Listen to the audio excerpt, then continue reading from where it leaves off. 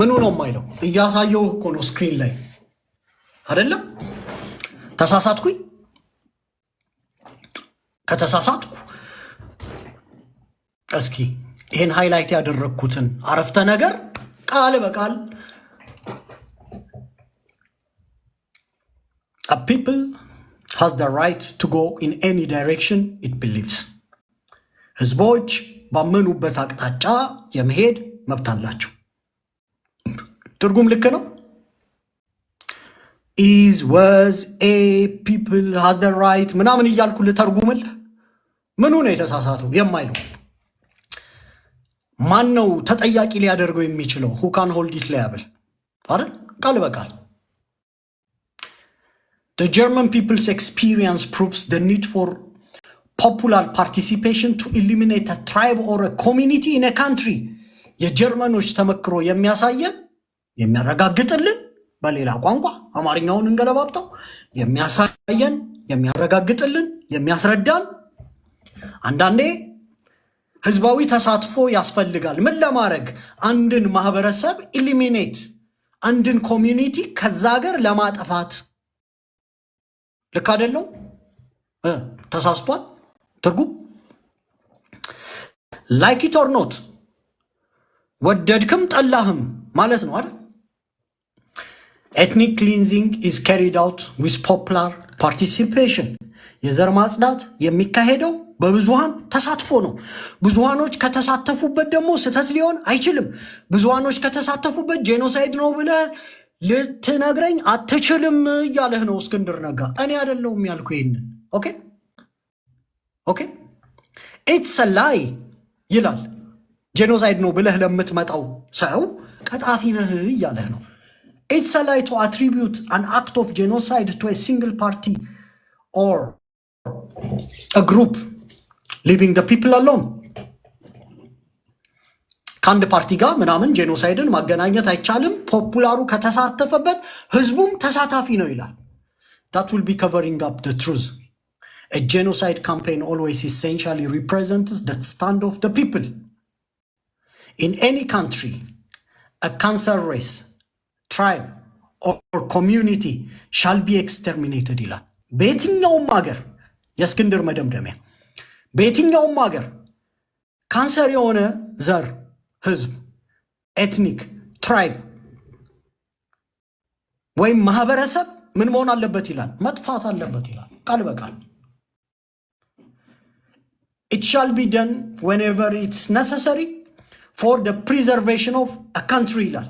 መቼ ነው መደረግ ያለበት? ከዚህ በላይ አላነብላችሁ። መቼ ነው መደረግ ያለበት? it shall be done whenever it's necessary for the preservation of the country ካንሰር የሆነ ዘር ካንሰር የሆነ ትራይብ ካንሰር የሆነ ኮሚዩኒቲ መወገድ አለበት መጥፋት አለበት ይልና እስክንድር ነጋ። ይህ ደግሞ መደረግ ያለበት ለሀገር ህልውና ለሀገር መቀጠል አስፈላጊ ሆኖ ሲገኝ መደረግ አለበት ይላል ቃል በቃል። ይህን እኔ ነኝ የጻፍኩልህ? ይህን እኔ ነኝ የጻፍኩልህ ነው ጥያቄው። ኦኬ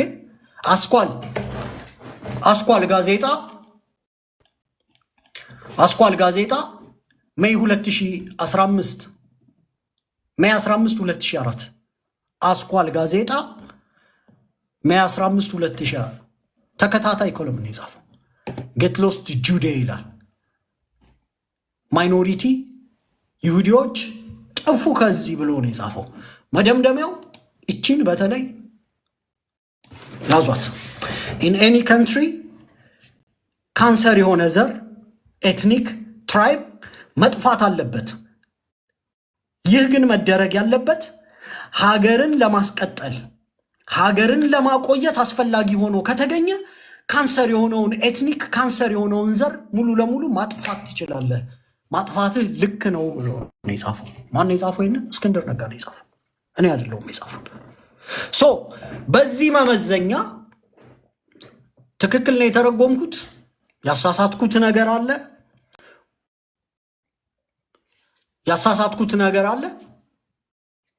እስኪ አንድ ቁጥር አማሮች ያሳሳትኩት ነገር አለ?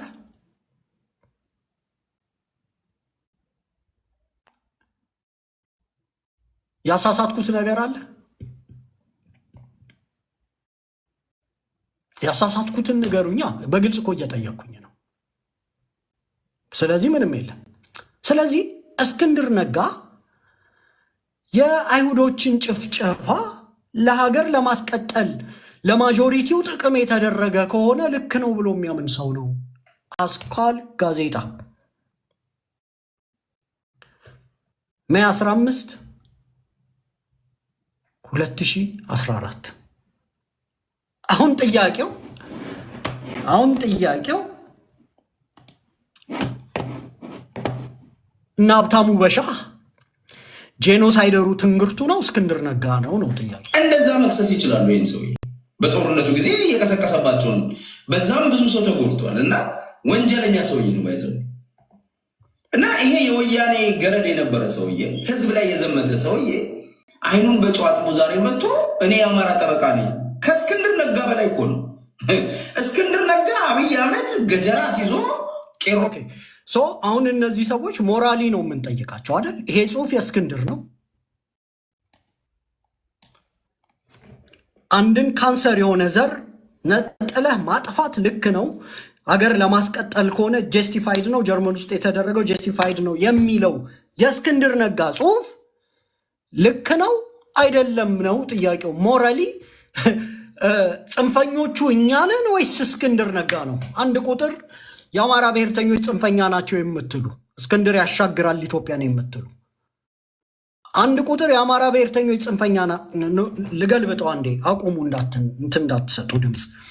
አንድ ቁጥር የአማራ ብሔርተኞች ጽንፈኛ አይደሉም የምትሉ፣ ሁለት ቁጥር እስክንድር ነጋ ጽንፈኛ ነው የምትሉ፣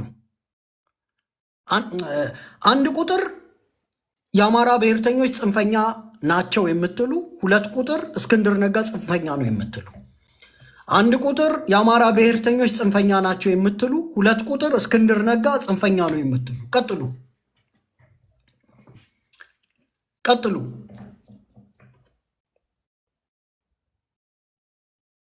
ኦኬ ግድ። ምክንያቱም ጻድቁ ብለው እኔ ብዙ ጊዜ ሰማቸዋለሁ። እዛ ቴዲ ሐዋሳ የሚባል ቤት ምናምን 20 ሺህም ሰው 10 ሺህም ሰው ምናምን ሰብስበው ቴዲዬ ልንገርህ ይላል ሀብታሙ በሻህ፣ እስክንድር ለብሔር ብሔረሰቡ ጻድቅ ሞራል ምናምን ኢትዮጵያ እኩልነት፣ ዘረኝነት፣ ጽንፈኝነት የነ ዩሪ ቡድን የነ ምናምን ቡድን ምናምን ዘረኞች ናቸው፣ ህገ መንግስት የላቸው ምናምን ይላል። ሁሌ ትሰማላችኋል። ጽንፈኛው ማን ነው ጥያቄ። ጽንፈኛው የአባ ቶርቤው እስክንድር ነጋ 5 ሚሊዮን አይሁድ የተጨፈጨፈበትን ጭፍጨፋ ልክ ነው ያለው እስክንድር ነጋ። ሀገር ለማስቀንጠል ከሆነ ካንሰር የሆነውን ኤትኒክ ግሩፕ ቆርጠ ማጥፋት ልክ ነው ያለው እስክንድር ነጋ ነው ጽንፈኛ። እኔ ነኝ ጽንፈኛ? ጥያቄው ይሄ ነው። እኔ ጽንፈኛ አይደለሁም። ይሄን አርቲክል ስክሪንሾት አድርጉት።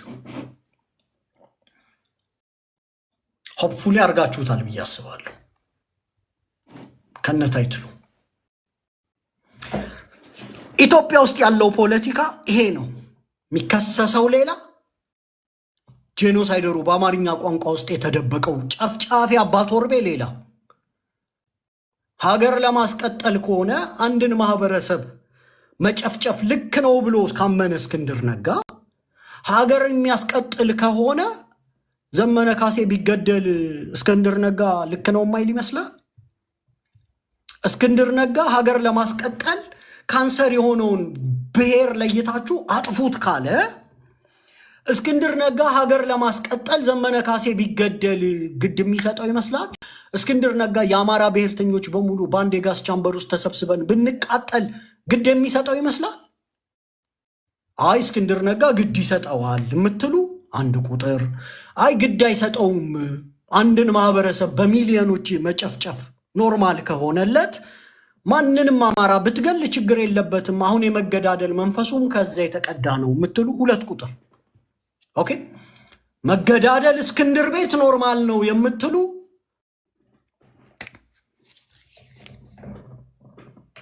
ሁለት ቁጥር ጻፉልኝ። እንግዲህ ይሄን አርቲክል መደበቅ አችልም። ከጨረቃ የሚታይ እኮ ኃጢአት እኮ ነው ይሄ። ይሄንን ጉምቱ የሆነ ኃጢአት የሰራ ሰውዬ የአማራ መሪ አድርገህ በ360 በምናምን ወንጀሉን ልሸፍንለት አትችልም። በግልጽ ነው የምናገረው፣ አትችልም። እንቀጥል። ይሄ ሰውዬ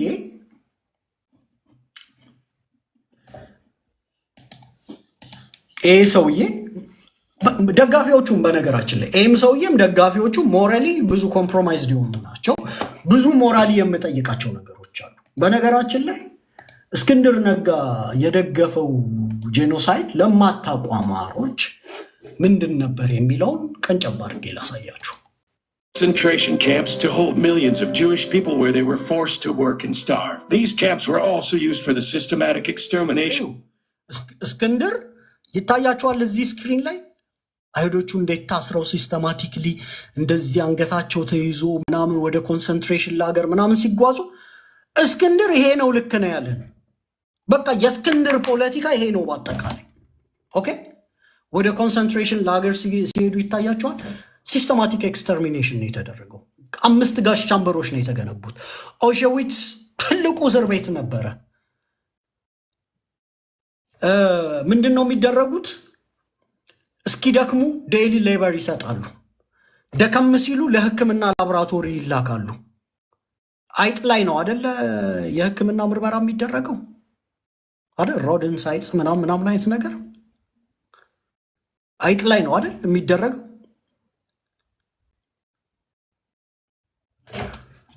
እንዲህ ነው የሚያደርገው። ይኸው እስክንድር ነጋ Jews and other marginalized groups with Zyklon B gas used in gas chambers to kill victims en masse. The atrocities committed in these camps are a dark stain on human. ታያቸዋል እንዴት እንደከሱ ምናምን። እስክንድር ይሄንን ነው የደገፈው። ባጭሩ አስኳል ጋዜጣ አዘጋጅ አይደል?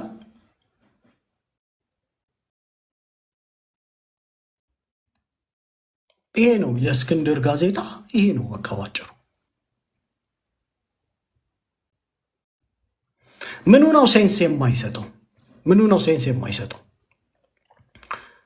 እስክንድር በሚያስተዳድረው ጋዜጣ እንደዚህ አይነት አሁን ለምሳሌ እኔ ዩሪ ጋዜጣ ምናምን የሚባል ቢኖረኝ ዩሪ ጋዜጣ በሚባል ነገር ላይ እንዲህ አይነት ነገር ማወጣ ይመስላችኋል?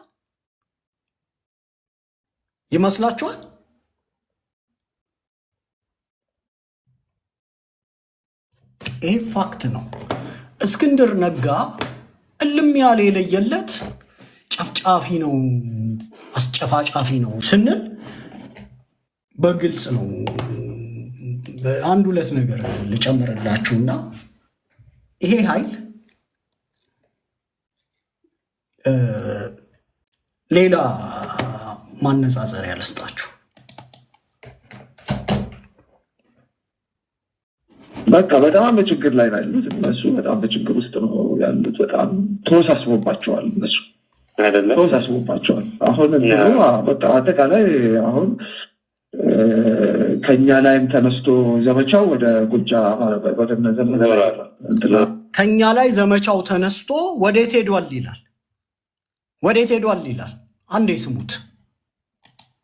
ከኛ ላይም ተነስቶ ዘመቻው ወደ ጎጃም አማራ ላይ ሄዷል ይልና ከዛ እነዘመነ ላይ ምናምን ይላል። እዩት። ዘመዴም ራሱ ወደዛ ዞሯል። ሁሉ ነገር አሁን ከኛ ጋር ሳይሆን እነሱ ቤት ነው አሁን እሳት የተቀጣጠለው። ችግር ላይ ነው ያሉት። መንግስት እየጨፈጨፋቸው ነው። እሳት የተቀጣጠለው ጎጃም አማራ ላይ ነው፣ እነዘመነ ላይ ነው። እነዘመነ ላይ ማለቱ ነው ችግር የለብኝም። ጎጃም አማራ ላይ እሳት እየተቀጣጠለ ነው ይላል፣ ቃል በቃል ማለት ነው። ጎጃም አማራ ላይ እሳት ተቀጣጠለ ያለው እስክንድር ነጋ ከዛ ደግሞ በጣም የገረመኝን አንድ ቪዲዮ ላሰማችሁ።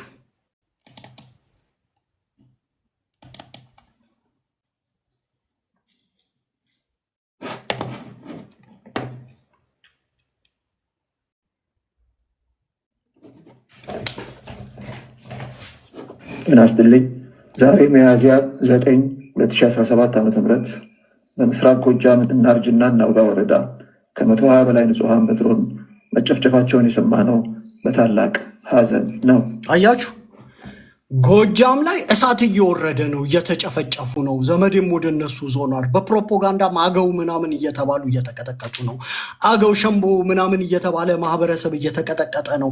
እሳቱ ወደ ጎጃም ዞሯል ምናምን ይልህና ተመልሶ ደግሞ ካስጨፈጨፈህ በኋላ ጤና ስትልኝ ምናምን ዛሬ በአካባቢው የፋሲካ በዓል ለመበት በምስራቅ ጎጃም እናርጅና እናውጋ ወረዳ ከ120 በላይ ንጹሐን በድሮን መጨፍጨፋቸውን የሰማነው በታላቅ ሐዘን ነው። በአካባቢው የፋሲካ በዓልን ለማክበር አያችሁ፣ ይሄ ሰውዬ ማለት በውስጥ ሲጨፈጨፉ ደስ ይለዋል። በነገራችን ላይ ኢንጂነር ደሳለኝን አስረውት ነበር፣ ታስታውሳላችሁ አይደል? የኢንጂነር ደሳለኝን እስር የምታስታውሱ ልጆች አንድ ቁጥር ጻፉልኝ። ልክ ነኝ አይደል? የተሳሳተ መረጃ እንዳልሰጣችሁ ነው። እስኪ አስረውት እንደነበር ታውቃላችሁ አይደል? ኢንጂነር ደሳለኝ የአማራ ፋኖ በሸዋን ምናምን። አዎ ኢንጂነር ደሳለኝን አስረውት በጣም በዘመቻ ምናምን በብዙ ጫና ነው የተፈታው ካስታወሳችሁ። እና ሊገሉት ነበር በነገራችን ላይ የሚዲያው መንቃት በኋላ ላይ ያኔ እንዳሁኑ መገዳደልም ብዙ ለመድፈር የሚፈልጉበት ወቅትም ስላልነበረ እንደምንም ምናምን ሊለቁት ሲሉ አንድ ሌሊት ከኔ ጋር ስታወጋ እደር ብሎ አለው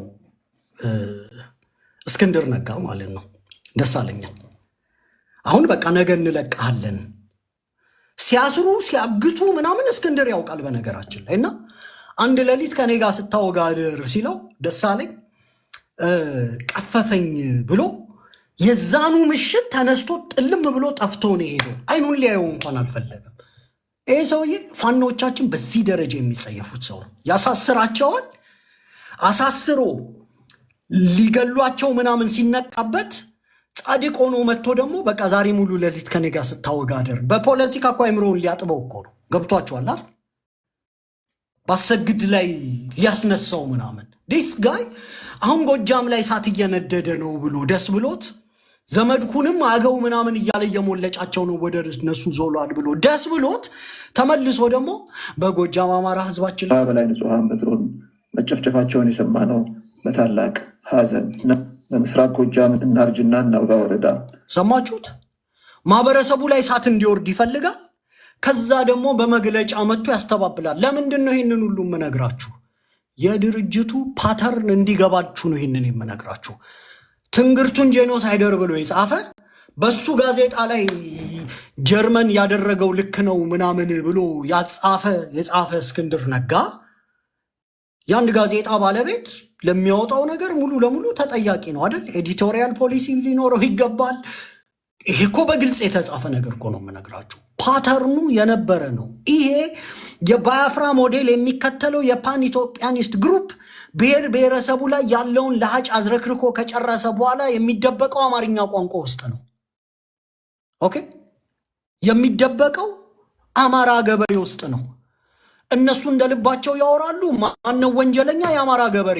ጄኖሳይደሩ ማን ነው? ጽንፈኛው ማን ነው ነው የኔ ጥያቄ። ኢንጂነር ደሳለኝ ሲያስብ ሸዋ አይደለም ይህን የተናገረው ወይ ጋዜጣው ላይ ያጻፈው? መሬ ወዳጁ አይደለም ይህንን ያጻፈውና የተናገረው? ዘመነ ካሴም አይደለም፣ ሀብቴ ወልዴም አይደለም። አባ ቶርቤ እስክንድር ነጋ ነው ይህን የተናገረው። አባ ቶርቤው እስክንድር ነጋ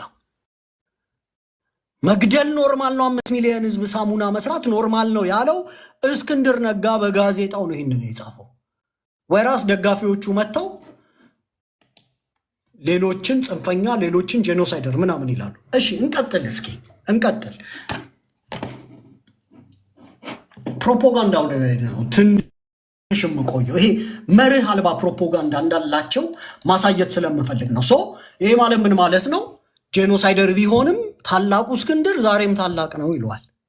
ማህበረሰብ ለሀገር መቀጠል ከሆነ መጨፍጨፍ አለበት ካንሰር የሆነው ማህበረሰብ ብሎ የጻፈው እስክንድር ነጋ ይሄ ነውረኛ የሰብአዊ መብት የማያከብረው እስክንድር ነጋ ለደጋፊዎቹ ግን ዛሬ ምንድን ነው? ዛሬም ታላቁ እስክንድር ነው። ኦኬ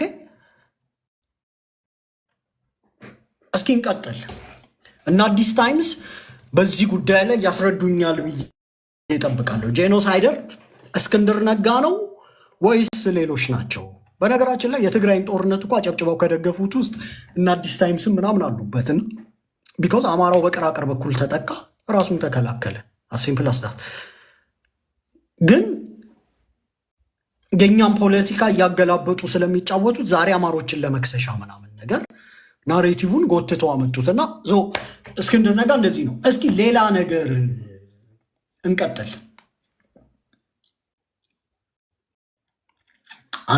አንድ ቪዲዮ ደግሞ እንቀጥል። መርህ አልባ እንደሆኑ እንድታውቁልኝ ብቻ ነው። በነገራችን ላይ የዛሬውን ጋር እንሰራለን፣ ከሻቢያ ጋር እንሰራለን፣ እንደዚህ እናደርጋለን የሚል ፖለቲካዊ ውስልትና ውስጥ ገቡ። የህዝብን ጥቅም ለማስከበር የሚደረግ እንቅስቃሴ እንዳልሆነ በቀላሉ አሜሪካኖቹ ቀርቶ ማንም የኢትዮጵያን ፖለቲካ የሚከታተል ሰው ይታዘባል። ኦኬ ሀብታሙ አያሌው ከሻቢያ ጋር መስራት ምንድን ነው አለን? ለአማራ ጥቅም የማይደረግ እንደሆነ ውስልትና እንደሆነ ይታወቃል እየተባለ እነ ዘመነ ካሴ ምናምን እና አባ መሳፍንት በዚህ መልኩ ይቀጠቀጣሉ። በነገራችን ላይ ኦኬ ምን ብሎ ይጠራቸዋል? መጨረሻ ላይ አህያ ብሎ ነው የሚጠራቸው። ከማን ጋር መስራት? ከህዋትና ከሻቢያ ጋር መስራት። ስፔሻሊ የሻቢያውን ፓርት ስሙት። ጋር እንሰራለን፣ ከሻቢያ ጋር እንሰራለን። ከማን ጋር እንሰራለን? ከማን ጋር እንሰራለን? ጻፉልኝ። ከሻቢያ ጋር መስራት ውንብድና ነው፣ ውስልትና ነው ይለናል ሀብታሙ አያሌው። እየሰማችሁ ነው አይደል? ከሻቢያ ጋር መስራት ውንብድና ነው፣ ውስልትና ነው። አልተሳሳትኩም። እንቀጥል። እዚህ እናደርጋለን የሚል ፖለቲካዊ ውስልትና ውስጥ ገቡ። የህዝብን ጥቅም ለማስከበር የሚደረግ እንቅስቃሴ እንዳልሆነ በቀላሉ አሜሪካኖቹ ቀርቶ ማንም የኢትዮጵያን ፖለቲካ የሚከታተል ሰው ይታዘባል። ጥቂት ኢጎስቲክ የሆኑ ከእኔ በቀር ላሳር፣ እኔ ከሌለውበት እኔ ከሌለው ሰርዶ አይብቀል እንዳለችው አህያ ፖለቲካን በአህያዋ ልክ በአህያዋ አባባል ልክ እንደ ተረቱ ማለት ከሞት ከርዶ አይብቀል በሚል ወይም ደግሞ ካልበላሁት ጭሬ ልበት ነው እንደምትለው ዶሮ አይነት እነ ጭሬ ልበት ነው ዶሮዎች ጭረው ወደ መበተን ሲሸጋገሩ ከሞት ሰርዶ አይብቀል እንዳለችው አህያ ሰርዶ እንዳይበቅ ሳሩን ስትረግጥ የምትውል ስትሆን እንደዛ አይነቶቹ እየበረከቱ ሲመጡ የአማራ ትግል የጎንዮሽ እርስ በራስ ለመጠፋፋት አንዱ ሌላኛውን ለማስገበር ኃይል እናዘምታለን ወደሚል መሸጋገርም እመጣበታለሁ ወደሱ። ሀብታሙ አያሌው ምንድን ነው እያለን ያለን? ከሻቢያ ጋር መስራት ውንብድና፣ አህያነት፣ ወንበዴነት ነው። እንዳትረሱት። ማን ነው ይሄንን ያለን? ፓተርን ስላለው ፓተርኑን እንድታዩ ብቻ ነው የምፈልገው። ማን ነው ይሄንን ያለን? አባ ቶርቢያ ሀብታሙ አያሌው ነው ያለን። አባ ቶርቢያ ሀብታሙ አያሌው ገዳይ ስልጣኔ ምልክት ነው ምናምን የሚለን ሀብታሙ አያሌው ከዚህ በፊት አሰምቻቸዋለሁ አይደል? እንቀጥል። እነዚህ ኃይሎች የተናበቡ ናቸው። እርስ በርስ ቢጣሉም እስክንድርን በመደገፍ አንድ ላይ ናቸው። እነዚህ መሪ ወዳጆን በመጥላት አንድ ላይ ናቸው። እስኪ ሌላ ቪዲዮ የሀብታሙ አያሌውን እንዳትረሱት። ሌላ ደግሞ ላሰማችሁ። ሌላ አህያ ላሰማችሁ። ሌላ ከሻቢያ ጋር እነ ዶክተር ደብረጽዮን የተቀናጁት የዘር ማጥፋት ለመፈጸም ስላሰቡ ስሙት። ፔሬድ ከሻቢያ ጋር የተቀናጀ ፋኖ የዘር ማጥፋት ለመፈጸም ተዘጋጅቷል። ከሻቢያ ጋር የተቀናጀ ፋኖ ምን ሊያደርግ ነው ይለናል ኤርሚያስ ለገሰ ዋቅጂራ፣ የኦሮሙማ ትርክት ጠንሳሽ፣ ኦሮሞ ላይ ጄኖሳይድ ለአመታት ኢሳት ውስጥ ተወትፎ ሲያራምድ የነበረው የትግራይ ህዝብ እንደ ትግሬ ተጠቅሟል እያለ የመለስ ቱሩፋት ባለቤት አልባ ከተማ አዲስ አበባ ምናምን እያለ ትግሬ እንደ ህዝብ ተጠቅሟል የሚል ትርክት የሚያራምደው ኤርሚያስ ለገሰ ፋኖ ከሻቢያ ጋር ከሰራ ምንድነው ጄኖሳይድ አልነዋል። ዘር ማጥፋት ለመፈጸም ተዘጋጅቷል። ፔሬድ ከሻቢያ ጋር የተቀናጀ ፋኖ የዘር ማጥፋት ለመፈጸም ተዘጋጅቷል። እዚህ ላይ የምታዩት ፎቶ ማንን ነው? ደብረጽዮን ዘመነ ካሴ የፈረደበትና ኢሳያስ። ፕሮፓጋንዳው እንዲህ ነው የሚሰራው። ሀብታሙ አያሌው መጣ። ከሻቢያ ጋር መስራት ግርድና ነው፣ አህያነት ነው፣ ምናምን ነው፣ ለአማራ አይደለም አለ። ይሄ መጣ። ይሄ ቀፈታም ኤርሚያስ ለገሰ የሚባል ሰውዬ እና እነዚህ ሰዎች ኤዱኬትድ ያልሆኑ ሰዎች ናቸው። የኢትዮጵያ ፖለቲካ የተረገመ ስለሆነ የፖለቲካ ሌቨሬጅ ያገኙ ናቸው።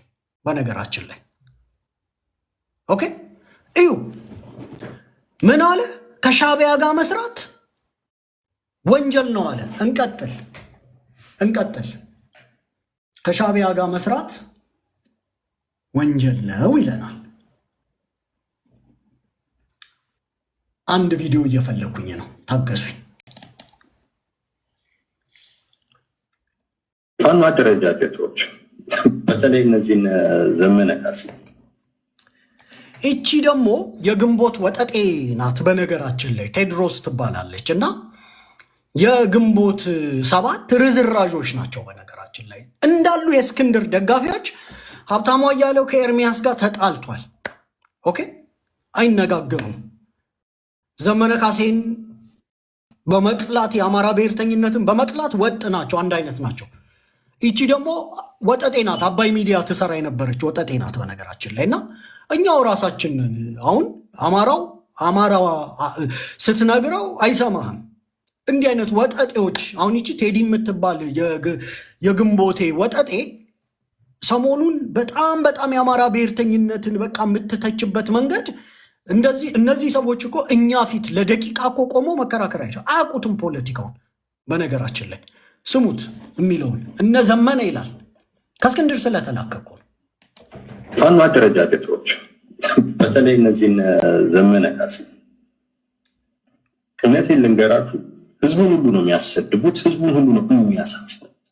በአማራ ህዝብ ስም ስለሚነግዱ ስለሚንቀሳቀሱ የህዝቡንም ክብር የህዝቡንም ስነ ልቦና የማይመጥን አይነት እንቅስቃሴ ውስጥ ነገ ከነገ ወዲያ ታገኟቸዋል። እነዚህ ሰዎች ከሌላ ኃይሎች ጋር የመስራት ፍላጎት አለ። ስሙ ከሌላ ኃይሎች ጋር ለምሳሌ ከኦላ ጋር የመስራት ፍላጎት ነበር። ስሙ በተለይ የነ ዘመነ ቡድን በአደባባይም ሲገልጹት ሰምቻለሁ። በሁለቱ መካከል እንዴት ትብብር ሊኖር እንደሚችል ማሰብ ነው። ባለፈው ራሱ የመከላከያ መግለጫ ከጄኔራል ምግበይ ጋር ሲያገናኛቸው በተወሰነ ደረጃ ከወልቃይት ጋር በተያያዘ በአማራ ህዝብ ላይ ክህደት ፈጽመው ነው ግንኙነት የፈጠሩት። እንዲሁ በተበጣጠሰ አይነት መልኩ ከገቡ ተላላኪ ናቸው። ለዛ ነው ከህዝቡ ክብር ጋር አይመጥንም። ይህን የሚያክል ህዝብ ተይዞ የራስን ኢጎ ማሸነፍ ከብዶ የሌላ አካል ተላላኪ መሆን ያሳፍራል። እንጂ ኢትዮጵያ ውስጥ ባለ የእርስ በርስ ጦርነት የትጥቅ ትግል እኮ ቢዝነስ እንደሆነ ያወቀ ነው። አዋጭ ስራ ሁሉ ባጃጅ ይገዛል፣ መሳሪያ ይሸጣል። ሀገር እንዳለ ነገር ምንም የሌለው ሰው አሁን ቢያንስ 2-3 መሳሪያ ያለው መሳሪያ ስንት እንደሚሸጥ እናውቃለን። ስሙት፣ ይሄ እቺ ወጠጤዋ ከሻቢያ ጋር የሚሰራ በሙሉ ባንዳ ነው ምናምን ትላለች። እቺ የግንቦት 7 ወጠጤ ናትና እነ እስክንድር ናቸው በነገራችን ላይ እነዚህን ሰዎች የሚልኳቸው። አሁን ይሄ የነዘመነ ቡድን ምናምን ብሎ ነው የሚጀምረዋል። የነዘመነ ማለቱ ደግሞ እንዳይገርምህ ሌላ አሰማሃለሁ። ፋኖ አደረጃጀቶች በተለይ እነዚህን ዘመነ ካሴ ሰማችሁት? ኦኬ እንቀጥል። አንድ ሌላ ልጨምርላችሁ።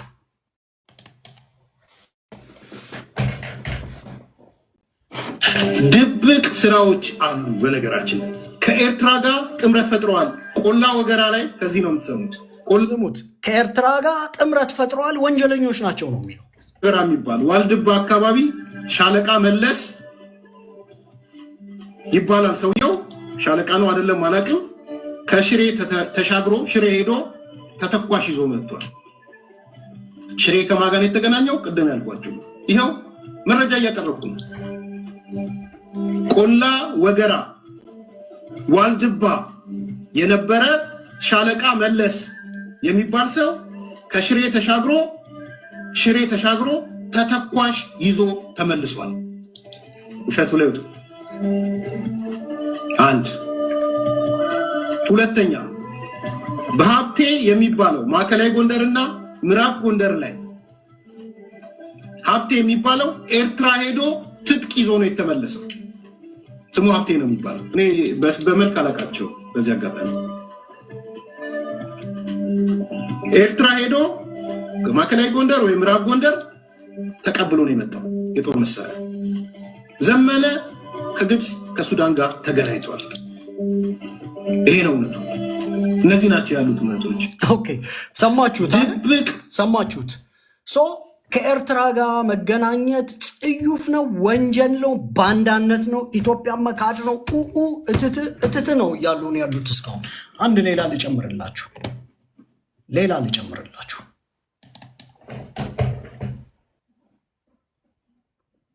የጎጃም ፋኖ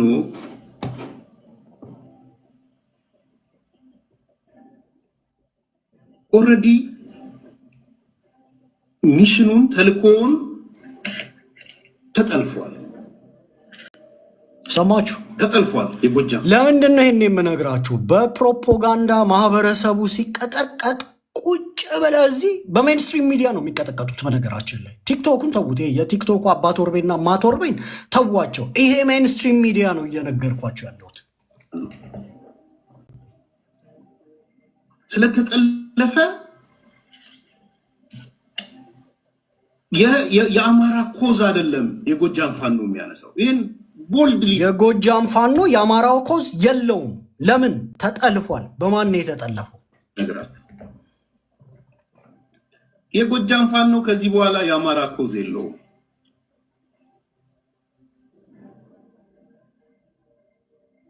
የጎጃም ፋኖ በአቅም ማነስ ይሁን በምን ይሁን ተጠልፏል። በቃ አልቋል። ሚሽኑን ጨርሷል። ይሄ ነው እውነቱ። ለዚህ ነው ቅድም ስጠይቅ እኔ የማርሸት ወይም ደግሞ የጎጃም ፋኖች የሚያነሱትን ሐሳብ ሌሎቹ ይቀበሉታል ወይ ብዬ ያነሳሁት ለዛ ነው።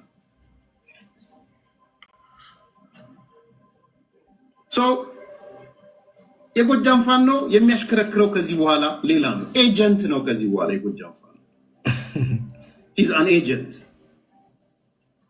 ተልኮ ተቀባይ ተላላኪ ነው ከዚህ በኋላ። በአንዳንድ መልኩ ደግሞ ባንዳ ነው። ሰማችሁ? የጎጃም ፋኖ በቃ የጎጃም ፋኖ በአጠቃላይ 400 ሺህ እና 500 ሺህ የጎጃም ፋኖ ምንድን ነው ይለናል ኤርሚያስ ለገሰ። ምንድን ነው ያለን? ጻፉልኝ ኮሜንት ላይ። ኤርሚያስ ለገሰ ድፍን የጎጃም ፋኖን በጎጃም ህዝብ የሚደገፈውን የጎጃም ፋኖ ሙሉን ያለው ምንድን ነው ያለው? ምን ብሎ ነው የጻፈው? ባንዳ ነው ያለው። እንዳትረሱት። በድፍረት ነው የምናገረው። ባንዳነቱን ማላቀቅ፣ ተላላኪነቱን ማላቀቅ ይገባ ይሆናል፣ ግን ሌብል ማድረግ ያስፈልጋል።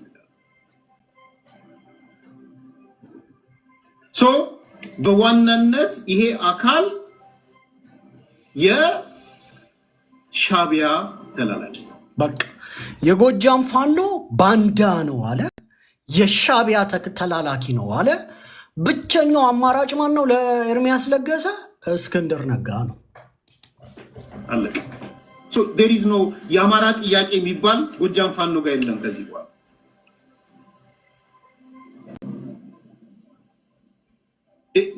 ምንም የአማራ ጥያቄ የሚባል እንዳትጠብቁ ጎጃም ፋኖ ጋር ስሙ ማኒፌስቶ የነሱም አሁን እና አንዳርጋቸውን የሚሏችሁ ሂዶ የአማራ ጥያቄ ከዚህ በኋላ የሻቢያ ተላላኪዎች ነው። የሻቢያ ተላላኪ ስሙ። አንዳንዶቹ ደቡብ ሱዳን ድረስ ሄደው ከሻቢያ ግቡ አትግቡ የትርክት ጥያቄ ምናምን ይባል የለም ከዚህ በኋላ የአማራ ኮዝ ድሮፕ አድርገዋል። እሱ ነው የነሳል። ጎጃም ፋኖ ጋር የለም። በቃ በጎጃም ፋኖ ዙሪያ ያሉ ሰዎች ትከፉና ወየውላችሁ። እዚሁ ደግሞ ደጋግመው እየመጡ እየሰሩ ያሉት ጦርነቱ ከአማራ ክልል እንዳይወጣ ነው። ስራ ነው የሚሰራው። ፒውር የጎጃም ፋኖ ባንዳ ነው ይለናል። ለምንድን ነው? ከኤርትራ ጋር ስለሰሩ ነው ብሎ ነው ኤርሚያስ። ከኤርትራም ጋር እንሰራለን የሚል ኦፊሻል መግለጫ አላወጡም። ጀነራል ተፈራ ማሞ በታሪክ ህዝቦች ሊቃረኑ አብረው ሊሰሩም እንደሚችሉ ጠቁሟል። አስረስ ማረም ኔጎሽዬሽን ፖለቲካል ዲቤትስ ፖለቲካል ዲስኮርሱ ሲለወጥ የአማራ ህዝብ ከማንም ጋር ሊሰራ እንደሚችል ጠቁሟል። አለቀ። ከዚህ የተለየ በኦፊሻል መግለጫ የተሰጠ ነገር የለም። ኢንፋክት አሁን ወደ ዋናው ልምጣ።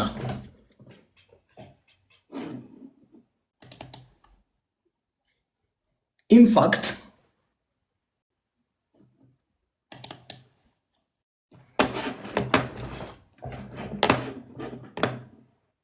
ነገር ያለው ግሪን ላይት አግኝቻለሁ። ሶሪ አንዴ ጠብቁኝ።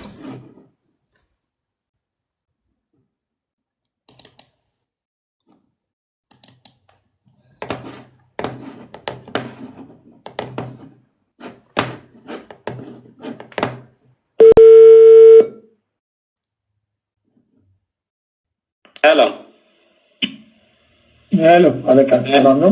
አለን አማን ነው። አለን። እሺ ተገናኛችሁ? ትናንትና በደንብ እንዳላወራ እነሱ መሀል ሆኜ ነው ዘወዲያ።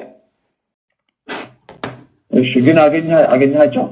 ተሻግሬያለሁ። ማታ አግኝቻቸዋለሁ። በጣም ራሳቸው መጥተው ተቀበሉ አይደለም? እና ተሻገርንኛ። አሁን አለፋ አድርጌ ላሰማችሁ። በጣም እሺ የሚገልጽ ደብዳቤ በእንግሊዝኛ በእንግሊዝ ሄዳችሁበት አንተ የሄድክበት ምክንያት ቢሮ ለመክፈት ነው። ዋነኛው ምክንያት ዋትሳፕ ሳይገን ወደዛ እንዳጋጣሚ እንትን አልክ። ቆይቷል እሱ ከተዘጋጀ እና ዋትሳፑን ከመሻገር በፊት ስልክ ላይ ልክ እንፈልገን ነበር። እነሱ አሁን ዋትሳፕ ካላቸው ዋትሳፕ ላይ ደብዳቤውን ልካሉ፣ ትገልጽላቸዋለህ። መጀመሪያ ደብዳቤውንም እንልካለን። አሁን የዋትሳፕ ቁጥር ነው የምታዘጋጅልኝ፣ የዋትሳፕ ቁጥር ታዘጋጅልኝ ያለ የዋትሳፕ ቁጥር ላይ ላካ። ከዛ በቃል ግን ሰውየው ጀነራሉ ሲመጣ ግን የምትነግረው አሁን የሄድክበት ምክንያት ዋነኛው ምክንያት የሄዳችሁበት አንተ የሄድክበት ምክንያት ቢሮ ለመክፈት ነው። ኦኬ እስክንድር ነጋ የት ነው ቢሮ የሚከፍተው ንገሩኝ። አሁን ሀብታሙ አያሌው ከኤርትራ ጋር የሚልከሰከስ ባንዳ ኤርሚያስ ለገሰ የጎጃም ፋኖ ተጠልፎ ኮዙን ስቶ በአጠቃላይ የኤርትራ ገረድ ሆኗል ምናምን ይላል። ቢሮ ኤርትራ የሚከፍተው ማን ነው? እስክንድር። ስለዚህ እነዚህ ሰዎች አሁን እስክንድር ገረድ ነው ይሉና ባንዳ ነው እስክንድር። ባንዳነት ከኤርትራ ጋር መስራት ከሆነ ትርጉሙ እኩል ነው ለሁሉም ማለት ነው። እስክንድር ሲሰራ ችግር የለው። ቃል በቃል የሚለውን ስሙት። እንዲያውም እስካሁን ያሉት ፋኖዎች የሀገርን ጉዳይ በዚህ ደረጃ ኮምፕሮማይዝ አድርገው የወጡም አይደሉም። ትንሽ እንስማው፣ እንቀጥል። ዋነኛው ምክንያት ይሄ ነው። ዋናው በቃ ቢሮ ለመክፈት ነው የምፈልገው። ቢሮ እንዲከፍል ነው። ቢሮ ተከፍተው ከዛ በኋላ ቢሮ በአጠቃላይ የድርጅቱን ዝርዝር በሁለታችን መካከል የሚኖረውን ግንኙነት፣ ዲፕሎማሲያዊ ግንኙነት፣ ወታደራዊ ግንኙነት 15 ቀን ምንም ይሁን ቢሮ እንደፈቅ ማለት ነው። መሳሪያ እርዳታ ትንሽ አሳልፍ። ሁለተኛው ማሰልጠኛ እንፈልጋለን። እዛ ምንድነው ማሰልጠኛ ኤርትራ ምንድነው የምናሰለጥነው? ሁለት ነገር ነው የምናሰለጥነው። አንድ ኮማንዶ ነው የምናሰለጥነው፣ ሁለት ደግሞ ከባድ መሳሪያ ነው የምናሰለጥነው።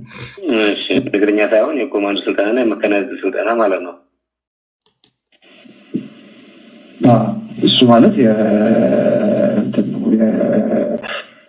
ጥሩ ለመክፈት መምጣትህን ትነግራቸዋለህ እና ሌላ ተከታይን ደግሞ ቡድን እየመጣ መሆኑን ትነግራቸዋለህ። እሱ ግን በኋላ ነው የሚመጣው። አሁን አንተ ነህ የዴሊጌሽኑ መሪ፣ አንተ ነህ በነገራችን ላይ ደብዳቤው ላይ ገልጸነዋል። የልኡኩ መሪ አንተ ነህ። ለምን የስራ አስፈጻሚ ኮሚቴ አንተ ነህ። አሁን ከመሄድ የአንድነት ጥያቄ ጠይቆኛል ቅድም።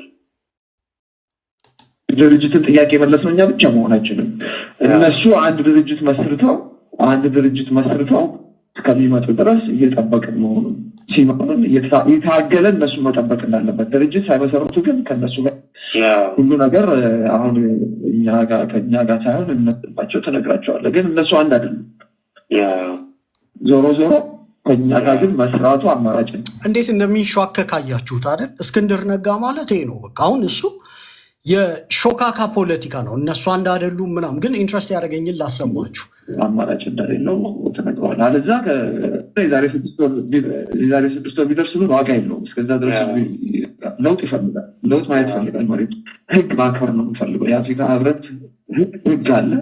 ለህግ ከጎረቤት ሀገራት ጋር መናቆር አይደለም። የውስጥ አንድነት የለንም እኛ ከጎረቤት ሀገራት ጋር ለመናቆር። ስለዚህ እኛ ዓላማችን የውስጥ ሰላም ማምጣት ላይ። ይሄ ደግሞ ምንድነው? ይሄ ጠርዝ የነካ ያለፈው ጊዜ እሱም ብሏል፣ ኢሳያስም ብሏል። ጠርዝ የነካውን ይሄ ብሔርተኝነት ማስቆም ነው። አንደኛ ስነ ልቦናው አሁን ኢሳያስም ብሏል ብሔርተኝነት ኢሳያስም አይፈልግም አይነት ነገር ነው የሚለውና አንተ ከአንድ ሀገር ጋር ስትሄድ የአቻም ግንኙነት ነው። ለምሳሌ ኤርትራውያን ከኛ ጋር በሚያደርጉት ትብብር ካለ እነሱም ተጠቃሚ ናቸው፣ እኛም ተጠቃሚ ነን። ኢሳያስ በኢትዮጵያ ፖለቲካ ውስጥ ምን ያዋጣ ምን አያዋጣ ዲፋይን የማድረግም የመናገርም መብት የለውም። ምንድን ነው የሚለው? በስነ ልቦና የተገረደው እስክንድር ነጋ ኢሳያስ የብሔርተኝነት ፖለቲካን ስለማይደግፍ ይላል። ኢሳያስ የብሔርተኝነት ፖለቲካን ስለማይደግፍ አይደለም። ኢሳያስ ከአብይ አህመድ መንግስት የተደቀነበት ኤግዚስተንሻል ትሬት አለ። አንተም ከአብይ አህመድ የተደቀነበት ኤግዚስተንሻል ትሬት አለ። እዛ ጋር ኮመን ፓዝ አላችሁ፣ ክሮስ ታደረጋላችሁ። ክሮስ የምታደረጉበት ኤሪያ ላይ በአቻ መንፈስ ነው የምትሰሩት። ኒድ ዩ ኒድ ደም። ትፈልጋቸዋለህ፣ ይፈልጉሃል። አለቀ። የኢትዮጵያን ፖለቲካ ማይክሮ ማኔጅ ኢሳያስ እንዲያደርግ አይደለም አይደል? ማንም በአሁኑ ሰዓት ኤርትራውያኖችም ይህን ፖለቲካ ይረዳሉ። ኢትዮጵያውያኖች በፈለጉት በብሔር ፖለቲካ በፈለጉት ፖለቲካ መቀጠል ይችላሉ። እሱ የሚፈልገው አንተ ጋር አለ፣ አንተ የምትፈልገው እሱ ጋር አለ። ባርጌን ታረጋለህ። ቤስት ኦልተርናቲቭ ሴናሪዮ ካለው ጥሎ ይሄዳል። ቤስት ኦልተርናቲቭ ሴናሪዮ ካለህ ጥለህ ትሄዳለህ። አለቀ። ከዚህ ውጭ የለም። ኢሳያስ የብሔርተኝነት ፖለቲካን ስለማፈርስ እኔ ሌሎቹ ስላልተደራጁ ሌሎቹ ብሔርተኞች ስለሆኑ ምናምን እያለ እስክንድር ነጋ ካራክተሩ የሾካካ ሴት ባህሪ ነው።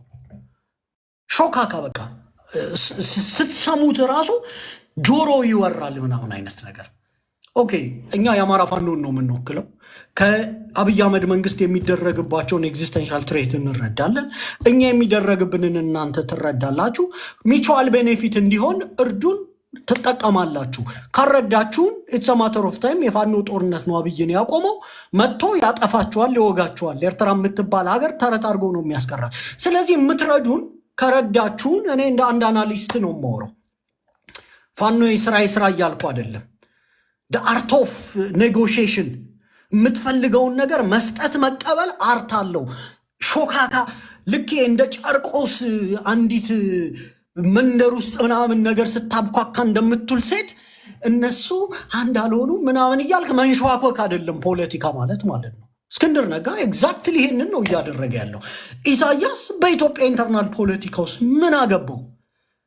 ኢሳያስ አሰብ የኔ ነው ብሏል። ኤርትራ የምትባል ሀገር ያስተዳድራል። ማንዴቱ እዛ ላይ ያለቀ። ከአብይ አህመድ ኤርትራ የምትባል ሀገር ላይ ኤግዚስተንሻል ትሬት እየተደረገ ነው። ስለዚህ እሱን ለመቀልበስ እኛም እሱም ኮመን ኢንትረስት አለን። በኢትዮጵያ ኢንተርናል ፖለቲካ ጉዳይ ላይ አሃዳዊኑን የብሔር ፖለቲካ እንከተል፣ ፌዴራሊዝም ጠቅላይ ግዛታዊ ይሁን ምናምን ማንም አያገባውም። የእነ እስክንድር ስነ ልቦና ግን የመገረድ የተሸናፊነት ዴስፕሬት የሆነ ስነ ልቦና ስላላቸው ማለት ነው። ኢሳያስ የብሔር ፖለቲካን አይደግፍም። ሶ ዋት? ኢትዮጵያውያን ናቸው በዕጣ ፈንታቸው ላይ የሚወስኑት። እንደ መደራደሪያ አድርጎ ያመጣው ያኛው ቡድን የብሔር ፖለቲካ ስለሚደግፍ፣ ኢሳያስ የብሔር ፖለቲካን ስለማይደግፍ እኛም ብቻ ደግፈን ነው። እኔ ደግሞ የምለው ማን ይጎዳል? ኤርትራ አሁን አፎርድ አታረግም። የአማራ ፋኖን ድጋፍ ካላረገች እኛ ጦርነቱን ካቆምን ኤርትራ የምትባል ሀገር እንደ ሀገር አብይ አህመድ ያጠፋታል። ስለዚህ ማን ይጎዳል? ባርጌኒንግ ፖዚሽን ላይ ምናምን ያለ የለም። እኛም የህልውና አደጋ አለብን፣ እነሱም የህልውና አደጋ አለባቸው። በመከባበር ላይ እኛ የኤርትራን ኢንተርናል ፖለቲክስ እንዲህ ቢሆን አንልም፣ እነሱም የኢትዮጵያን ኢንተርናል ፖለቲክስ እንዲህ ቢሆን የማለት መብት የላቸውም። የብሔር ፖለቲካ ደግፋለሁ አልደግፍም፣ ነፃ ከወጣም በኋላ ኦፒኒየን ሊሰጡ ይችላሉ፣ ምሁራዊ ኦፒኒየን። ከዛ በተረፈ ፓተርናል የሆነ እያንዳንዷን ነገር ማይክሮ ማኔጅ ምናምን እንኳን ኤርትራ አሜሪካ ማድረግ አችልም አማራን። አሁን የነ እስክንድር የድርድር ጥበብ የሾቀ የሞተ መሆኑን በመስፍን አይተነዋል። መስፍን የሚባል ያልተገራ አንደበት ያለው ዴስፕሬት ተደራዳሪ ልከህ ብልጽግና እንኳን ሰው ሆኖ ተቋም ፈጥሮ ሪላክስ አድርጎ የሚያወራበት ኢትዮጵያ አፋድ ፈጠረ። ዴስፕሬት የሆነው ብልጽግና ዛሬ ደብረ ጽዮን መጣብህ ሲባል የሚደነብረው ብልጽግና የትግራይን ኃይል በጦርነት አሸንፎት በፕሮፓጋንዳ ጭምር ስለተሸነፈ ህወሓት ስትለው የሚደነብረው አብይ አህመድ ከአማራ ክልል አደራዳሪ ጋር መስፍን የሚባል ሰው ልኮ አፋድ ያኛው ተደራዳሪ የተሻለ ሌቭሬጅ ይዞበት ነው የመጣው። እመጣበታለሁ እሱን ትንሽ ቆይቼ። እዚህኛው ላይ ግን ስናይ ምንድን ነው በስነ ልቦና የተሰበረ ያጎነበሰ ኤርትራውያን ካገዙን የሚያግዙን ስለሚፈልጉን ነው። አለቀ። እንዲያውም ሁኒትስ ሁ ሞር የሚለው ላይ ጥያቄ ምልክት አለኝ። ኤርትራውያን ከማንም ነገር በላይ የሚያጡት አገር ስለሆነ ኤርትራ የምትባል አገርን የኢትዮጵያ 12ኛ ክልል የማድረግ ፍላጎት ያለው መንግስት ኢትዮጵያ ውስጥ ስላለ እኛ ኤርትራውያንን ከምንፈልጋቸው ነገር በላይ ኤርትራውያን እኛን ይፈልጉታል። ፋክቱ ይሄ ነው። ፋክቱ ይሄ ነው። የነ እስክንድር ነጋ የግርድና ፖለቲካ ኢሳያስ የብሔር ፖለቲካን ስለማይደግፍ ምናምን እያለ የጨርቆስ መንደር ሾካካ ፖለቲካ አማራን ስቴት ኦፍ አርት ፖለቲክስ የሚያራምደውን አማራ ማህፀነ ለምለም የነበረውን አማራ ዛሬ በእንደነዚህ ስንኩላን አርት ኦፍ ኔጎሽዬሽን የማይረዱ በሰጥቶ መቀበል ውስጥ ሌቭሬጅህን ገዝፈ መታየት ምን ማለት እንደሆነ የማይረዱ ድንዙዛን ሰዎች የአማራን ፖለቲካ እግር ከወርጭ ጨፍረው አፍርድሜ እያበሉት ነው። ስሙት፣ ሲቀፍ ራሱ ማለት ነው። ብትወዱ ከሆነ ዋጋ እንደሌለው ታውቃቸው። ህዝቡ ፊቱን ካዞረብን በኋላ ልርዳችሁ ብትሉ ምንም ዋጋ የለውም። ስለዚህ ህዝቡ አሁን ተሰላችቷል። በቃ እውነት ለመናገር መጨረሻ ድረስ አሁን ይኸውና ከዓመት በላይ ትምህርት ቤት ተዘግቶበት ብዙ ነገር ሆኖ የተሰቃየ። ስለዚህ አሁን ውጤት ይፈልጋል፣ ለውጥ ይፈልጋል፣ ለውጥ ማየት ይፈልጋል መሬት ላይ። ይህንን ደግሞ ለማድረግ በማድረግ ነው፣ መሳሪያ ብቻ ማድረግ አንችልም። ይህንን ለማድረግ የነሱ እርዳታ ያስፈልገናል። ስለዚህ ዞሮ ዞሮ እነሱ ናቸው እዚህ ላይ አሁን ምትረዱን ካልሆነ አሁን በአጭር ጊዜ ውስጥ ረድታችሁ ለውጥ ማምጣት ማንችል ከሆነ ይሄ እድል ያመልጣል። በቃ ፋኖ ተበታትኖ ይቀጥራል ብለህ በደንብ ማስረዳት ያስፈልጋል። ስለዚህ ይሄን ኤርትራውያን ባይረዱንም ፋኖ አይበተንም። ፋክቱ ይሄ ነው። ኦኬ።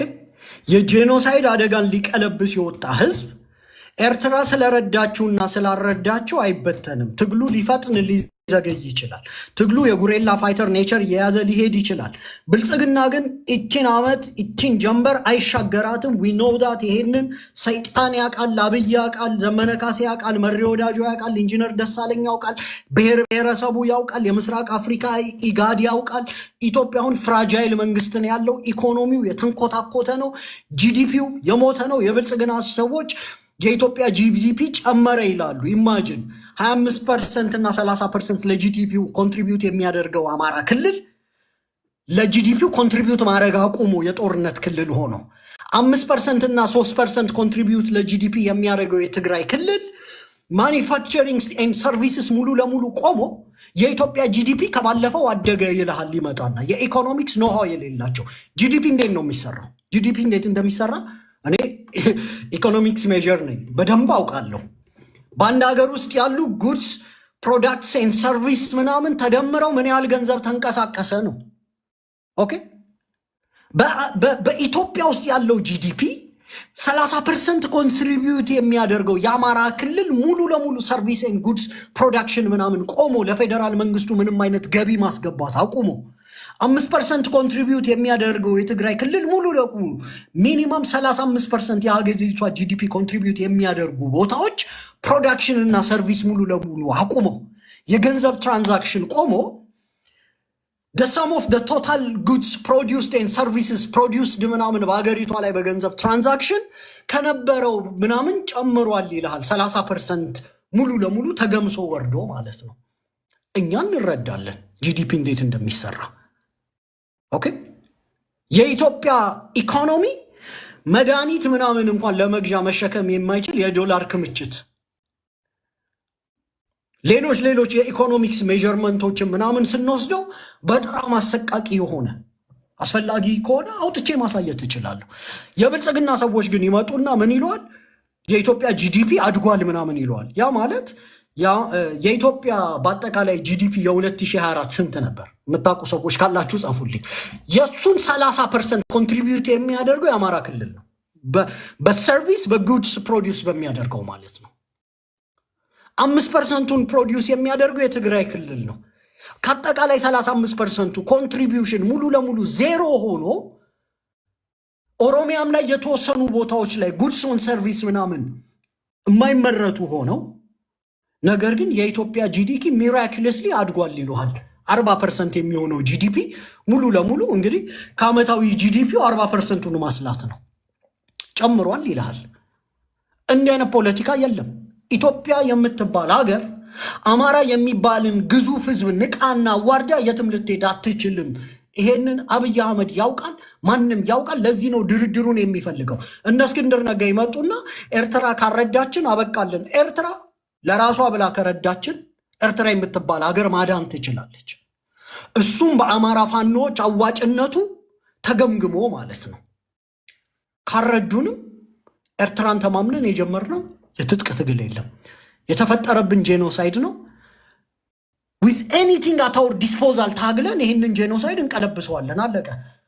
ግን ተደራዳሪ የሚወክልህ አካል መሀይም ሲሆን ምንም አይነት የኢኮኖሚክስ የሶሺዮ ፖለቲካል አናሊሲስ የቀጠና ሁኔታ ያለን ሌቨሬጅ ምናምን ሁሉ የማይገባው ሰው ሲሆን ፖለቲካን ምን ያደርገዋል? አንደርድሮ አፈርድሜ ይከተዋል።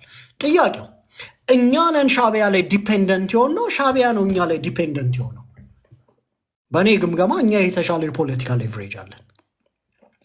ኤርትራውያን ኤርትራ የምትባል ሀገር ከሚያጡ የአማራ ፋኖ ትግል ምን ያህል አሁን የአብይን ጦርነት እንዳዘገየላቸው ስለሚረዱ ጭምር ጥያቄው ከነሱ መጥቶ ጭምር የአማራ ፋኖን ትግል ለመደገፍ መሯሯጥ መንኮታኮት ምናምን አለባቸው። ለራሳቸው ሲሉ ጨው ለራስ ሲባል ጣፍጥ ነው። እኛ ማክሲማም ትግላችን ዘግይቶ ምናምን ይቀጥላል። አለቀ። ዋንስ ኤርትራ የምትባል ሀገር አብይ አህመድ ዲስማንትል ካደረገ ድጋሜ ኤርትራ የምትባል ሀገር አትኖርም። ኢኮኖሚክሊ ኢትዮጵያ ላይ ጥገኛ የአዲስ አበባው ፓፔት መንግስት ነው ኤርትራ ላይ የሚቀመጠው። ስለዚህ እስክንድር እንደሚስለን እኛ ዴስፕሬት አይደለንም። ሌሎችን በዴስፕሬሽን የምንፈልግ አይደለም። ዊን ዊን ነው። ኦኬ ኢፍ ዴይ ጊቭ አስ ሳምቲንግ ዊ ሃቭ አ ሎት ቱ ኦፈር። ዊን ዊን ሲቹዌሽን መፍጠር ይቻላል። ሁ ዊንስ ደ ሞስት አውት ኦፍ ኢት? ሞስት ፕሮባብሊ ኤርትራ ክልል ከመሆን አገር ሆና ትቀጥላለች። አማራ ከዚህ ውስጥ ጄኖሳይዱን ሊያስቆም ይችላል። የዲሞክራሲ ትግሉ ምናምን ዲሞክራሲያዊ ሀገር ሊያገኝ ይችላል። በዋናነት ግን ኤርትራ ክልል ከሆነች ጄኖሳይዳል ፌዴሬሽኑን ነው ጆይን የምታደርገው። ጄኖሳይዳል አክሲስ ውስጥ ነው የምትገባው። ኤርትራ ብቻዋን ቆማ የሚጨፈጨፍባት ህዝብ የለም። የኢትዮጵያን ፌዴሬሽን ጆይን ካደረገች ኤርትራ አውቶማቲካሊ ጄኖሳይዳል ኢትዮጵያን አዲሲቷን ኢትዮጵያ ነው ጆይን የምታደርገው። ከዛ በኋላ ይህን ያህል ኤርትራውያን በእንትን ወረዳ ተጨፈጨፉ የሚል ዜና ኖርማል ይሆናል ማለት ነው። ሀገር ማትረፍ የሚፈልግ አካል ዴስፕሬት ሆኖ ለድርድርም ለምንም ልርዳችሁ ብሎ ራሱ ነው መራወጥ መቻል ያለበት። የአማራ ፋኖ ትግል እንደ ትግል እንኳን ቢከሽፍ እኛ በኢትዮጵያ ውስጥ ያሉ ሌሎች ቀዳዶችን ፈልገን እንደ አዲስ እንነሳለን። ያ ማለት ግን አብይ አህመድ የሚያስበውን ሙሉ ለሙሉ ወጥ የሆነ ጄኖሳይዳል ዋር ኤርትራ ላይ ኢምፕሊመንት ያደርገዋል። ስለዚህ they have a lot to lose። ስለዚህ ኢሳያስ በብሔር ፖለቲካ ስለማያምን እነሱ ካረዱን ፋኖ ስለሚያበቃለት ምናምን አይደለም። we have something to give። አሁን በዚህኛው የታሪክ ጥፋት አማራ ለራሱ ቆሞ ማክሲማም የሆነ ማንም የሌለው የፖለቲካ ሌቨሬጅ ያለው ህዝብ በቀጠናው ላይ ያለው ካርድ የቀጠናውን ዕጣ ፈንታ የሚወስን ካርድ ነው አሁን አማራ እጁ ላይ ያለው። ስለዚህ they need us more እንደነ እስክንድር እንደሚያወሩት አይነት እግር እና ጭራው የማይያዝ ፖለቲካ አይደለም። እንቀጥልና ሌላ ኢንትረስቲንግ የሆነውን ፓርት እንስማት። እድል ለእናንተም ያለው ወርቃማ እድል ነው። ለእኛ ብቻ ሳይሆን ለእናንተ ነው። እኛ አንድ ሁለተኛ ደግሞ እኛ የባህር በር ጥያቄ የለም። ሰማችሁት? ሀብታሙ አያሌው የጎጃም ፋኖ ባንድ አለ፣ የብሔርተኛው አደረጃጀት ባንድ አለ። ቴድሮስ ግንቦቴዋ እቺ የግንቦቴ ውርጋጥ ቴድሮስ የምትባል የአባቱን ስም አላውቀውም እና የግንቦቴ አባይ ሚዲያ ላይ ተሰራ የነበረች ውርጋጥ ናት። በነገራችን ላይ ወጠጤ ናት እሷ። እና ቴድሮስ የምትባል ወጠጤ የጎጃም ፋኖ ለግርድና ነው ሄደው ምናምን አለ። ለሻቢያ መገረድ ባንዳነት ነው ይላል ቴዎድሮስ። ኦኬ። ኤርሚያስ ለገሰ የጎጃም ፋኖ የሻቢያ ገረድ ሆኗል አለ።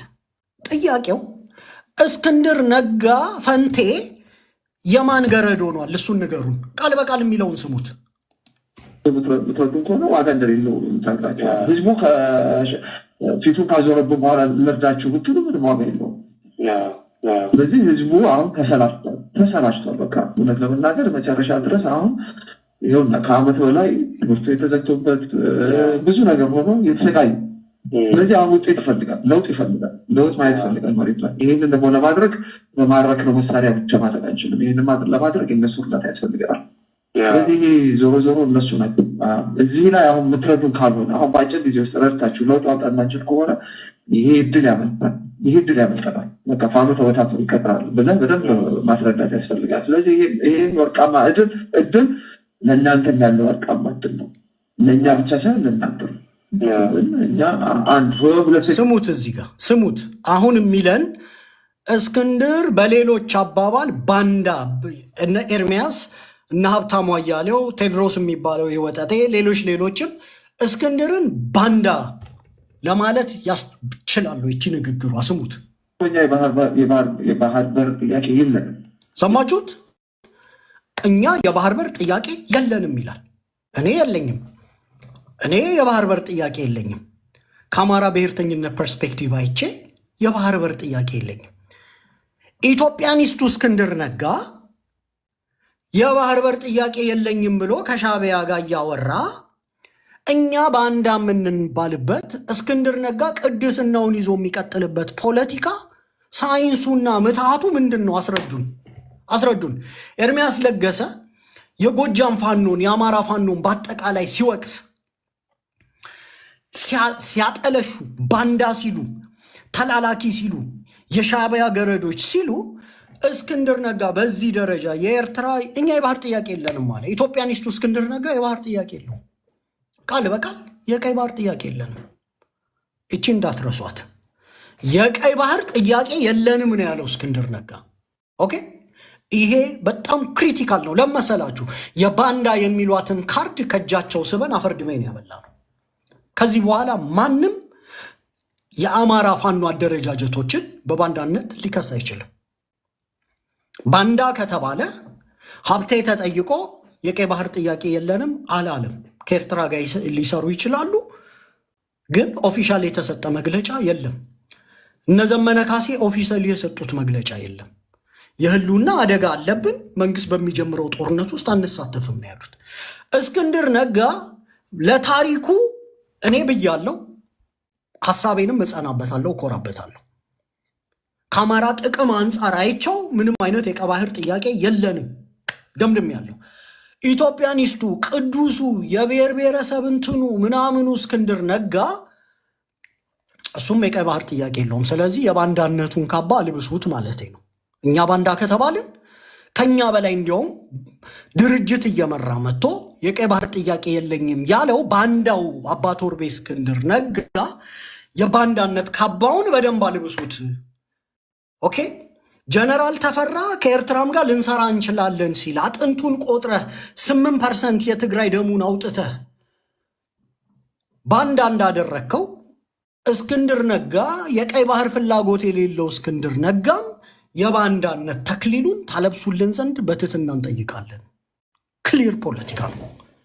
ከዚህ በኋላ አባ ቶርቤ እስክንድር ባንዳ አይደለም፣ ዘመነ ካሴ ባንዳ ነው፣ ምክንያቱም ከሻቢያ ጋር ምናምን እያል ምናምን የምታጃጅል ከሆነ ሂድና አያናን አጃጅል። አያና አንድ ፕላትፎርም ላይ ይሄ የነዘመነ ቡድን በባንዳነት ይሰራል፣ የነ እስክንድር እንኳን ሳይሻል አይቀርም ምናምን ይላሉ። ወይ ይኸው ከተሻላችሁ የቀይ ባህር ጥያቄ የለንም። ማን? እስክንድር ነጋ ፈንቴ። ስለዚህ የባንዳነት ክብሩን አከፋፍሏቸው። እኛንም ባንዳ፣ ያም ባንዳ፣ ሁሉም ባንዳ ምናምን ንጹህ ጻድቅ የሆነው ምናምን ብለህ ነገ እስክንድር ነጋ ላይ እንድትመጣብኝ አልፈልግም። እንጨርሳት ይቼ ይህንን በደንብ አስምርላኝ። እኛ በቃ አንድ ጊዜ ሄዳለ፣ አንድ ጊዜ ያተነዋል። አሁን የአፍሪካ ህብረትን ህግ ማክበር ነው የምፈልገው። የአፍሪካ በቃ ታውቃላችሁ፣ በድርድር በሰጥቶ መቀበል ፐርሶሄድ በማድረግ ኢትዮጵያ ትልቅ ማርኬት ነው። ኤርትራም የኢትዮጵያ ማርኬት ሊፈልግ ይችላል። የኤርትራን ወደ ኢትዮጵያ ሊፈልግ ይችላል።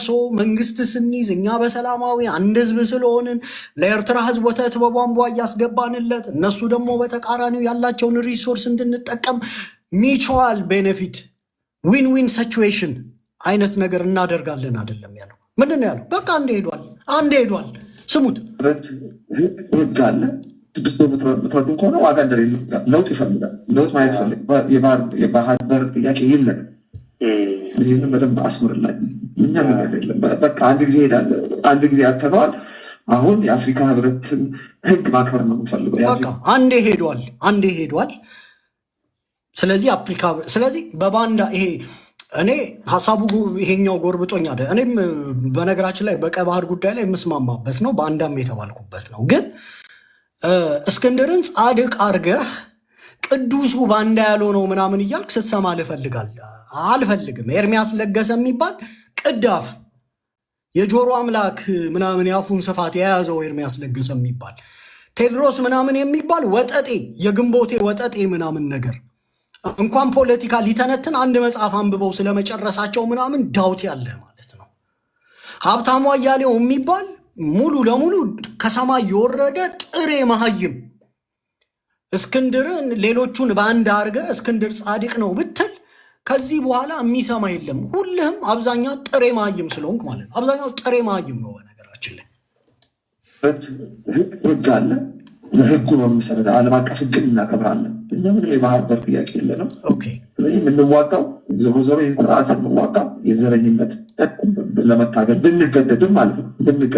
ኢትዮጵያን ከዘረኝነት ነፃ ማውጣት ነው። ከዘረኝነት መንግስት አጠቃላይ ቪዥናችን እና ከዛ ስለነበርኩ ሲደውሉልኝ አጠፋው ስልኩን።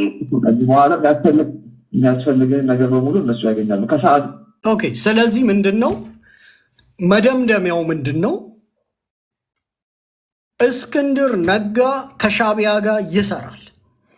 ከሻቢያ ጋር መስራት ባንዳነት ከሆነ በመግለጫ በድምፅ ቅጂ በማስረጃ ባንዳው እስክንድር ነጋ ፈንቴ ነው።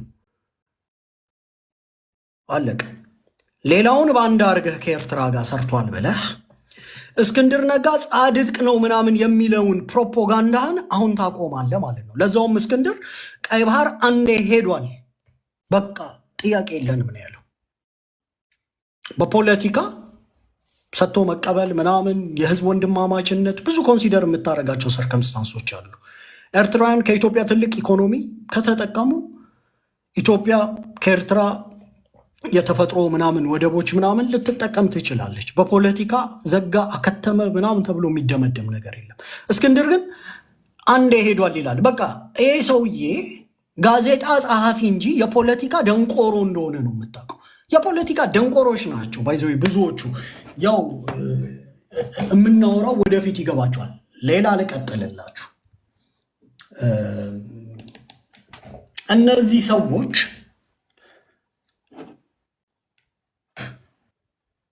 ምን ያህል የረከሱ እንደሆኑ እንድታውቁ ብዬ ነው። እና በዛው ወደ ቀጣዩ አጀንዳ ነው የምገባው። ይቺን አጀንዳ ጨርሳትና ከዛ እናያለን።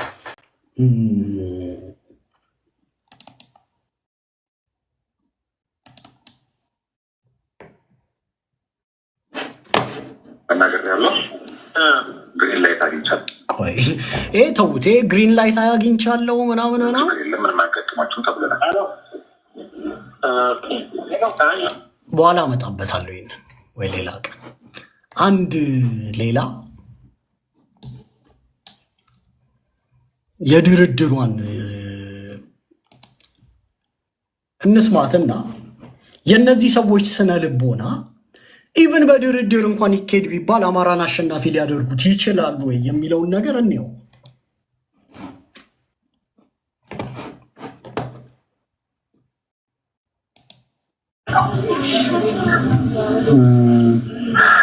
በእኛ በኩል ኦልሬዲ አሳይት ተደርገን መድረብ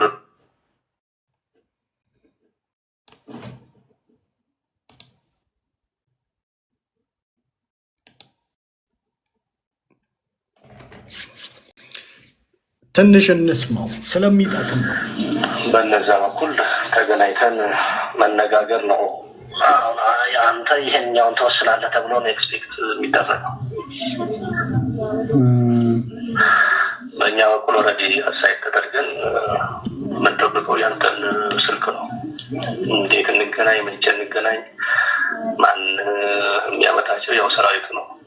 ጥናችሁን ጠብቆ ያንተን ደረጃም አውቃለሁ። እኛም እዚህ ያለው ነገር በግል አይደለም፣ ግን መንደርደሪያ ነገሮች ይኖራሉ። እሱ ቀጣይ የሚሆን ነገር ነው። ግንኙነቶች በዚህ ደረጃ በጥንቃቄና በሚስጥር ይያዙ። አንተም በሚስጥር ያዘው። እንደው ከሚመለከተው አካል ጋር ሚስጥራዊ ግንኙነት ልታረግ ትችላለህ ከራስህ። እኔም እንደዛው አድርገን በከፍተኛ ሚስጥር የያዘው ይሄን ጉዳይ ኮንሰርን ላላቸው ሰዎች በሚስጥር ያዝ፣ እኔም ለያዝ። የራሱ ሂደት አለው። እሱን ተነጋግረን እንዴት የሚለውን ወደዛ የምንመጣበት ወደ ኦፊሻል የምንሄድበት ቀስ ብሎ ነው የሚሆነውና ዞሮ ዞሮ እስቲ እንግዲህ እንደ እግዚአብሔር ፍቃድ መጀመሪያ ረገብ አድርገን አንተም እኔም በሚስጥር ይዘነው ነገሩን ቀስ ብለን የምናስኬደው ነገር ይሆናል ብዬ አስባለሁ። መልካም። አሁን ያለበትን ደረጃ ያሳውቁን። እሺ እኔም የምመራው ሶስት አባል ያለው የክልሉ መንግስት ኦፊሻል ተደራዳሪና ውይይት አድራጊ ቲም እንኳን አሁን እኔ አንተ ጋር ኮንታክት እያደረጉ ያለው ያው ቻናሉ በየትኛው መንገድ እንደመጣ ስለምታውቀው ሚስጥራዊ ማለት ሁሉ ነገር ይወራል ሳይሆን ይሄኛውን ስለታወቀ እና ለዛኛው ቻናል በኩል ስለምናውቅ አሁን አንተ ጋር እንዴት እንገናኝ፣ መቼ እንገናኝ የሚለውን ለማውራት በጣም ቁጭ ብለን እየጠበቅን ያለን በተለያየ ቦታ ሆነን ማለት ነው። የዚህን ስልክ ውጤት የሚጠብቅ አካላለ በየት ባልከው በዛ በሚስጥራዊ እንትኑ ማለት መንግስታዊ ስናገር እንዴት ይመራል፣ ጥያቄ ይኖራቸዋል። ጥያቄያቸው እንዴት ይመለሳል የሚለው እናንተ ይዛችሁ የምትመጡት ጥያቄ አለ። እኛም አለፍ አድርገዋል ምንፈታው ማለት የምናቀርበው የምንነጋገር አልብቱን ወክላችሁ መደበኛ ንግግር ነው የሚደረገው እንጂ የግለሰቦች ንግግርና የግለሰቦች ፍላጎት አይደለም ጉዳዩ።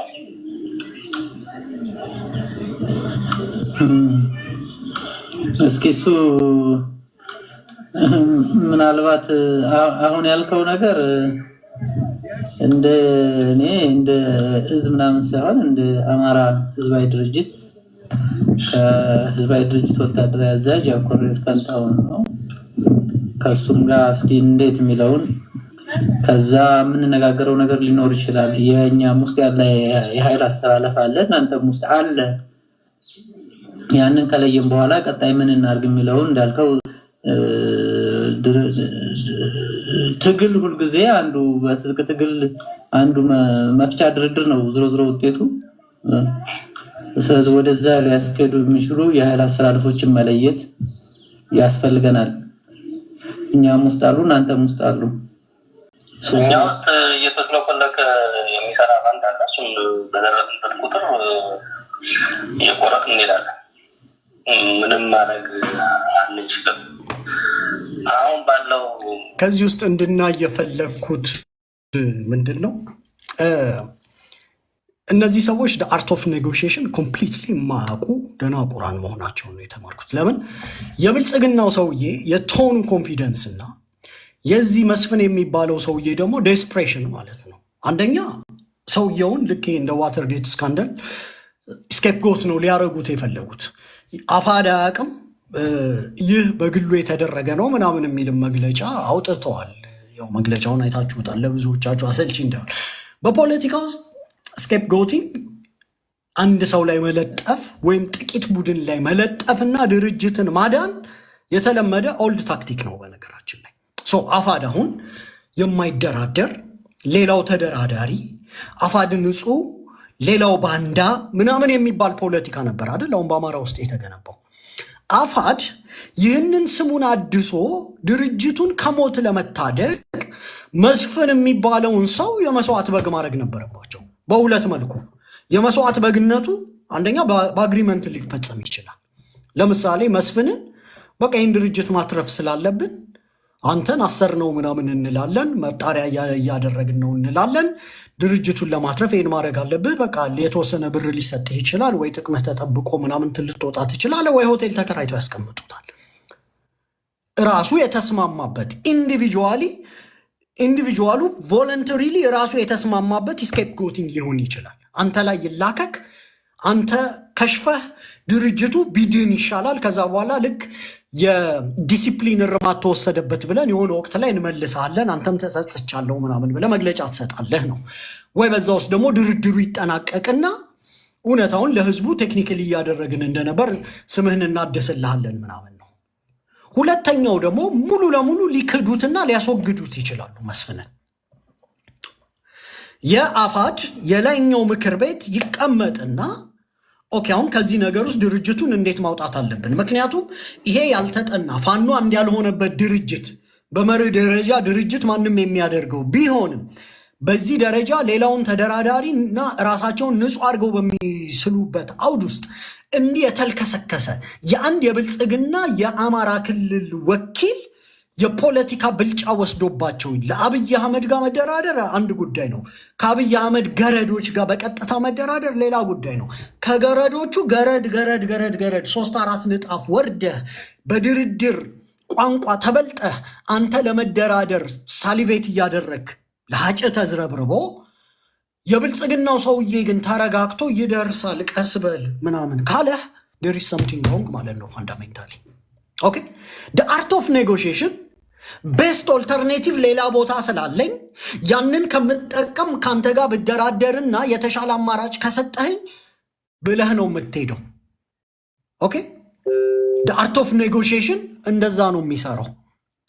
ሌላ ቤስት ኦልተርኔቲቭ እንዳለህ ያለህን ሚሊተሪ ቁመና ለዴስፕሬሽን አለማሳየት ንግድ ላይ ተራ ንግድ ላይ እንኳን ስትሄድ እንደዛ ነው የምትሆነው። ዴስፕሬሽን ከሚገባህ በታች አይቶህ ድሮም አብይ አህመድ ካረጋ ጋር ተደራደሩ ነው ያለህ። አንተ ካረጋ ወርደህ ከሆነ ቀበሌ ጸሐፊ ጋር ምናምን ትርመጠመጣለህ። ይሄ የአማራን ትግል ሙሉ ለሙሉ የፖለቲካ ናሬቲቭን ምን ያደረገ ነው? ያከሸፈ አፈርድሜ ያስበላ ነው። you don't do that።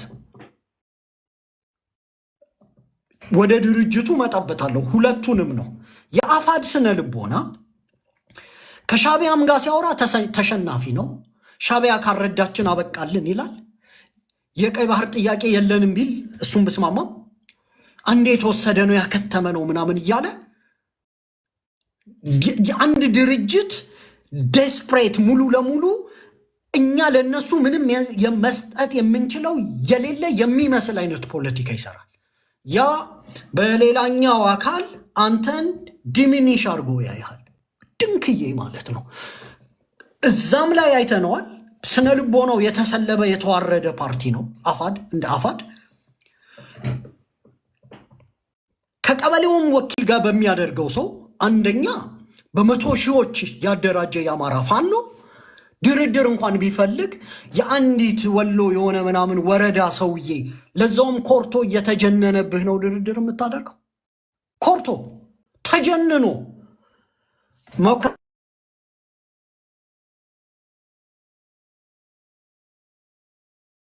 ፓርት ኦፍ ኔጎሽዬሽን በሚል ፓርት መጣበታለሁ።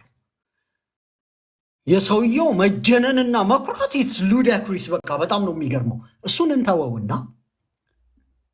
እንተወውና ውሸታቸው ደግሞ ከኮሎኔል ፋንታሁን ሙሀቤ ጋር አሳውቄ እንደዚህ እንወስናለን ምናምን ተብሎ መንገድ ለመጥረግ ለመልከስከሱ የመጀመሪያ ስቴፕ የተላከው መስፍን መሆኑ እየታወቀ በመግለጫ ግን ምን ብለው ይዘው ወጡ? የአማራ ፋኖ በወሎ ኢንቨስቲጌት እያደረገ ስለሆነ ከጊዜያዊ ስራ አስፈጻሚነት ያገድን መሆኑን እንገልጻለን ይላል። ለእኔ ጥያቄው ሁለት ነገር ነው የምጠይቀው።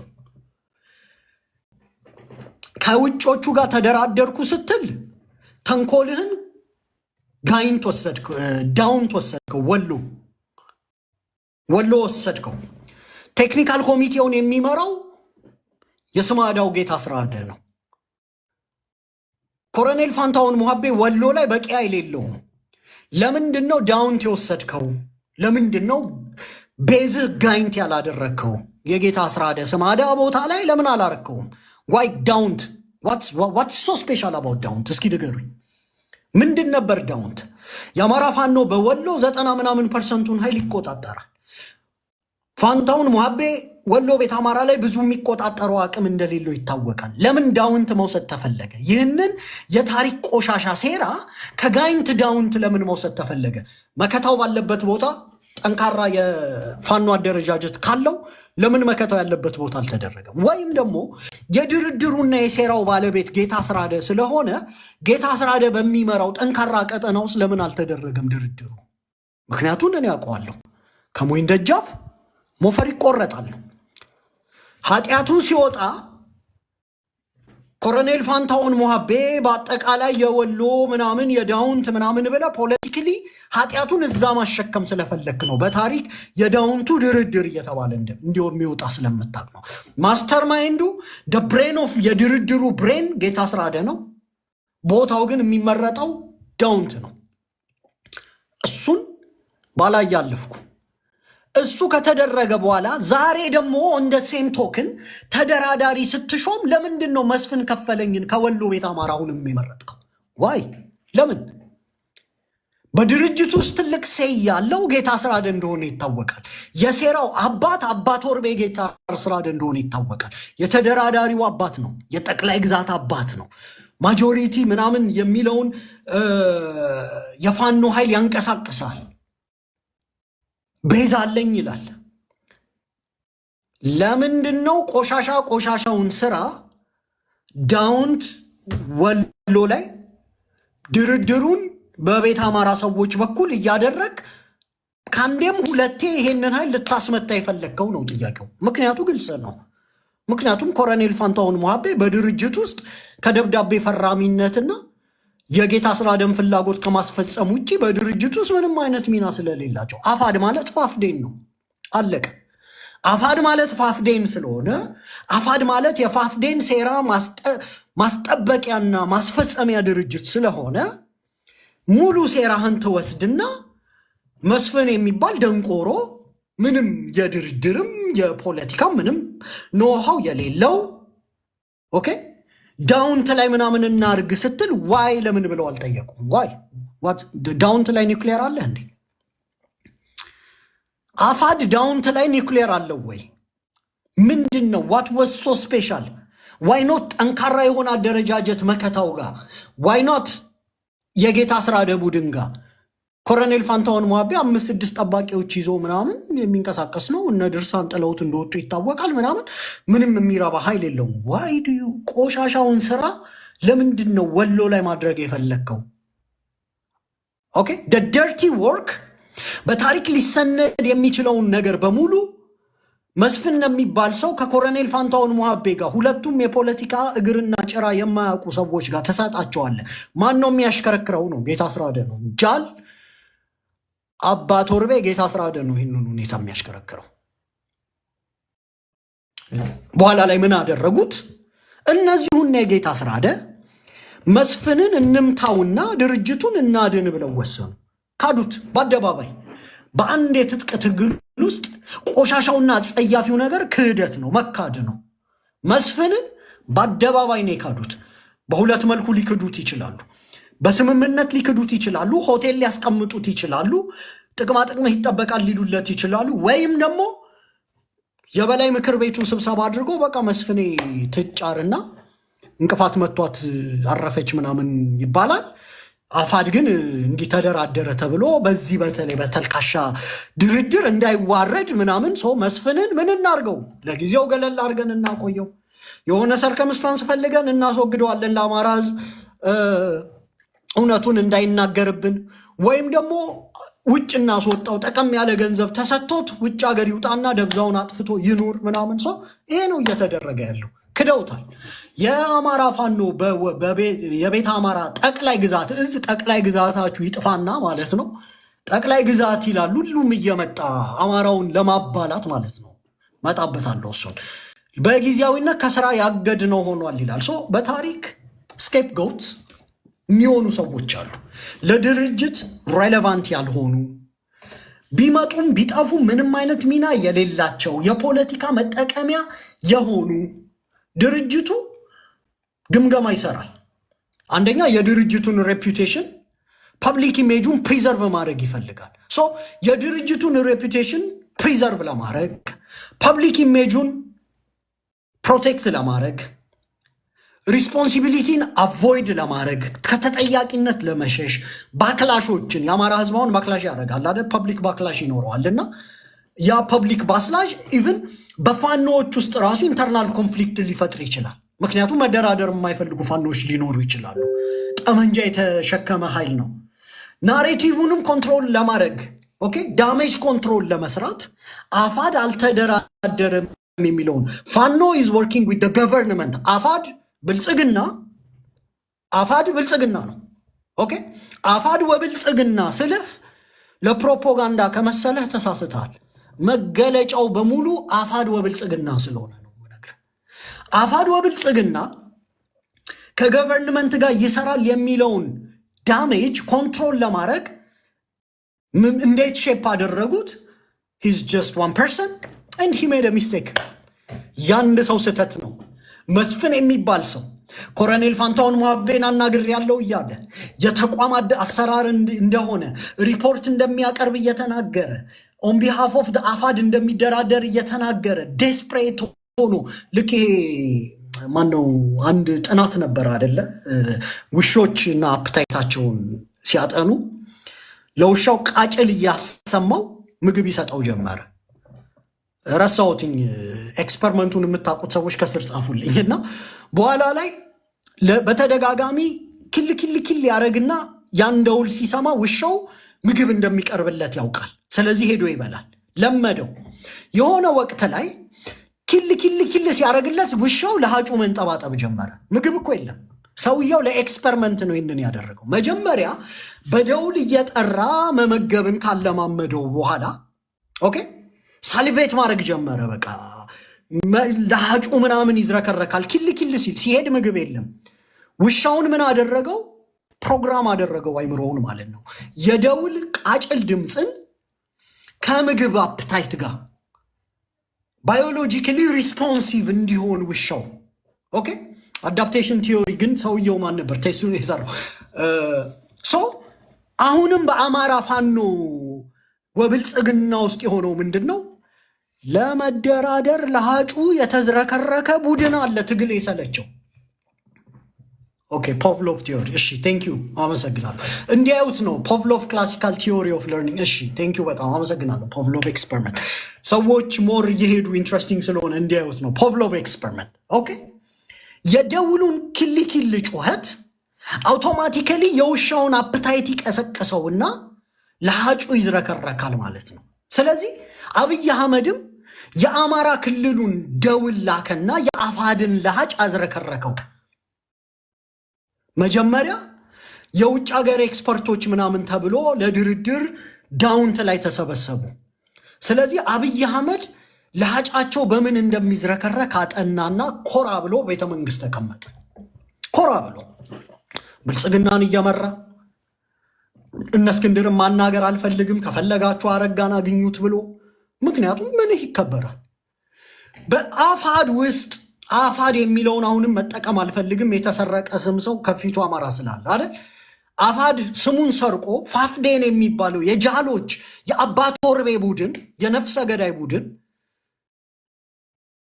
የአባ ቶርቤው ፋፍዴን ድርድሩን ጌታ አስራደ ይጠነስሳል። ወስዶ ግን ዳውንት ላይ ቆሻሻ ስራውን ይሰራል። ለምን? ምክንያቱም ቤት አማራ ወሎ ላይ ከሞኝ ደጃፍ የበቀለ ሞፈር አለ፣ ሄደ መቁረጥ ነው። ለምን ዳውንት የኒውክሌር ማብለያ ያለን ወይ ብሎ የሚጠይቅ የለም። ዋይ ኖት አንተ በያዝከው ጠንካራ ቦታ ለምን አይደረግም?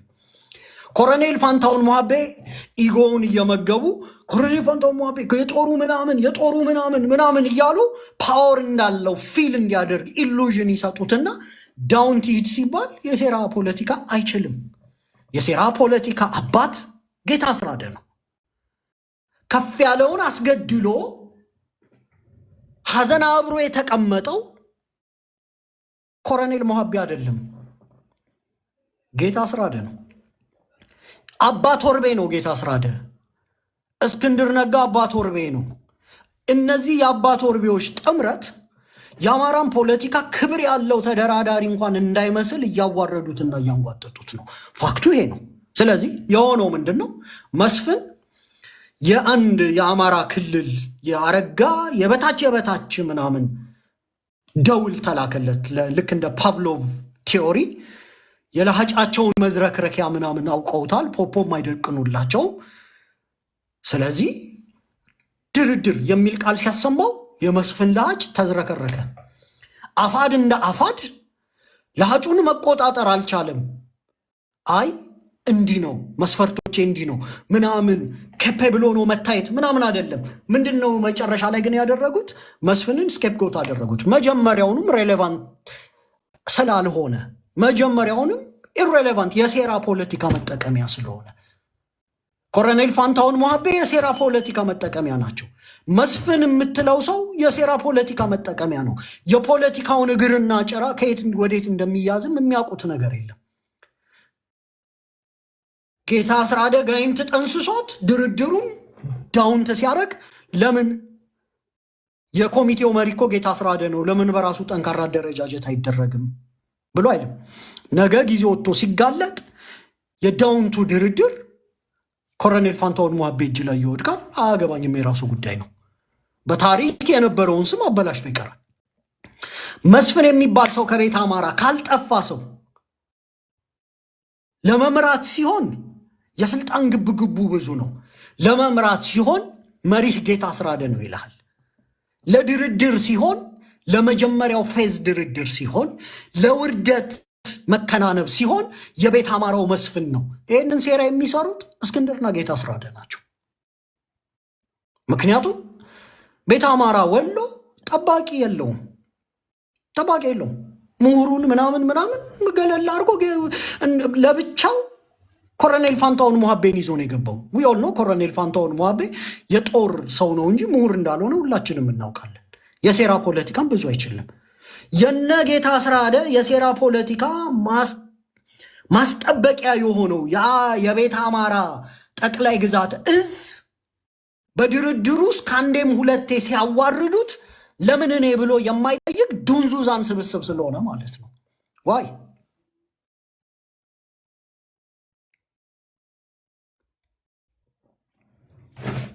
ያረጉት ግን ምንድን ነው? መጨረሻ ላይ መስፍንም በአደባባይ ክደውታል። ወርስት ኬስ ሴናሪዮ በፖለቲካ ውስጥ ኦልድ ታክቲክ ስኬፕ ጎቲንግ ሳይነግሩት በስብሰባ ሊያስወግዱት ይችላሉ። ወይም ደግሞ ነግረውት አፉን ዘግቶ ከሀገር እንዲወጣ ወይ ምናምን ሌሎች ሜጀሮች ድርጅቱን ግን የማትረፍ እና መጨረሻ ላይ ምንድን ነው ያደረጉት? ይህ የአንድ ሰው ስህተት ነው። ፋኖ አፋድ ከገቨርንመንት ጋር አይሰራም፣ አልተደራደረም። ኢትስ ዋዝ አ 1% ሚስቴክ ይላሉ። ግን ሆል ፓተርን ስታየው የ1% ሚስቴክ እንዳልሆነ የስልክ ቅጁ ራሱ ያስታውቃል። ኃይል አስተላለፍ እናንተ የራሳችሁ ያስተላለፋል፣ የእኛ የራሳችን የብልጽግና የሚታወቅ የመንግስት ስልጣን የያዘ ኃይል አስተላለፋል። እሱ ተጠቅሞ ውስጥ ገብቶ ዛም እዚህ የሚመለከታቸው እሱ በተገኘ ሰዓት ይቆረጣል። ስሙት፣ የብልጽግናው ሰውዬ ምንድን ነው የሚለው? እኛ እንደ ብልጽግና እናንተ ደግሞ እንደ አደረጃጀት ነው። እናንተ ውስጥ ድርድር የማይፈልግ ካለ እናንተ አስገቡለት፣ ምቱት። ብልጽግናም ውስጥ ደግሞ እናንተ እንዳትደራደሩ ሴራ የሚሰራ አካል ካለ እኛ እንቆርጠዋለን ይላል። ጥያቄው ምን እንደሆን ታውቃላችሁ? መስፍን ኢዝ ሊትራሊ ቤጊንግ አብዲ ሁሴንን እየለመነው ነው ያለው። ምን ብሎ? በእግዚአብሔር ድርድር፣ እባክህ ድርድር እያለ እየለመነው ነው። አብዲ ሁሴን ምን ይለዋል? ተረጋጋ፣ እናንተ ውስጥ ይለዋል እንዳንደራደር የሚፈልጉ ኃይሎች አሉ። ቴክኒካሊ በአዴን ውስጥ እንዳይደራደሩ የሚፈልጉ ሰዎች አሉ። ክን ዩ ቢሊቭ ኢት? የአማራ ፋኖ አፋድ መደራደር ፈልጎ በአዴን ተግደርዳሪ ሲሆን፣ በአዴን ኩሩ ሲሆን፣ በአዴን አንደራደርም ሲል ለሃጫቸውን መሰብሰብ አቅቷቸው የድርድር አርት ጠፍቶባቸው ኮራ ጀነን ብለው ያላቸውን የፖለቲካ ሌቨሬጅ ማሳየት ስለማይችሉ ከብልጽግና በላይ ወንድሞቻቸውን በጠላትነት ስለፈረጁ አልደራደርም የሚሉ ወንድሞቻቸውን ጭምር ጨርግደው ጨረጋግደው ለመብላት ስለሚፈልጉ ሞገሳቸውን አጡ። ማን ነው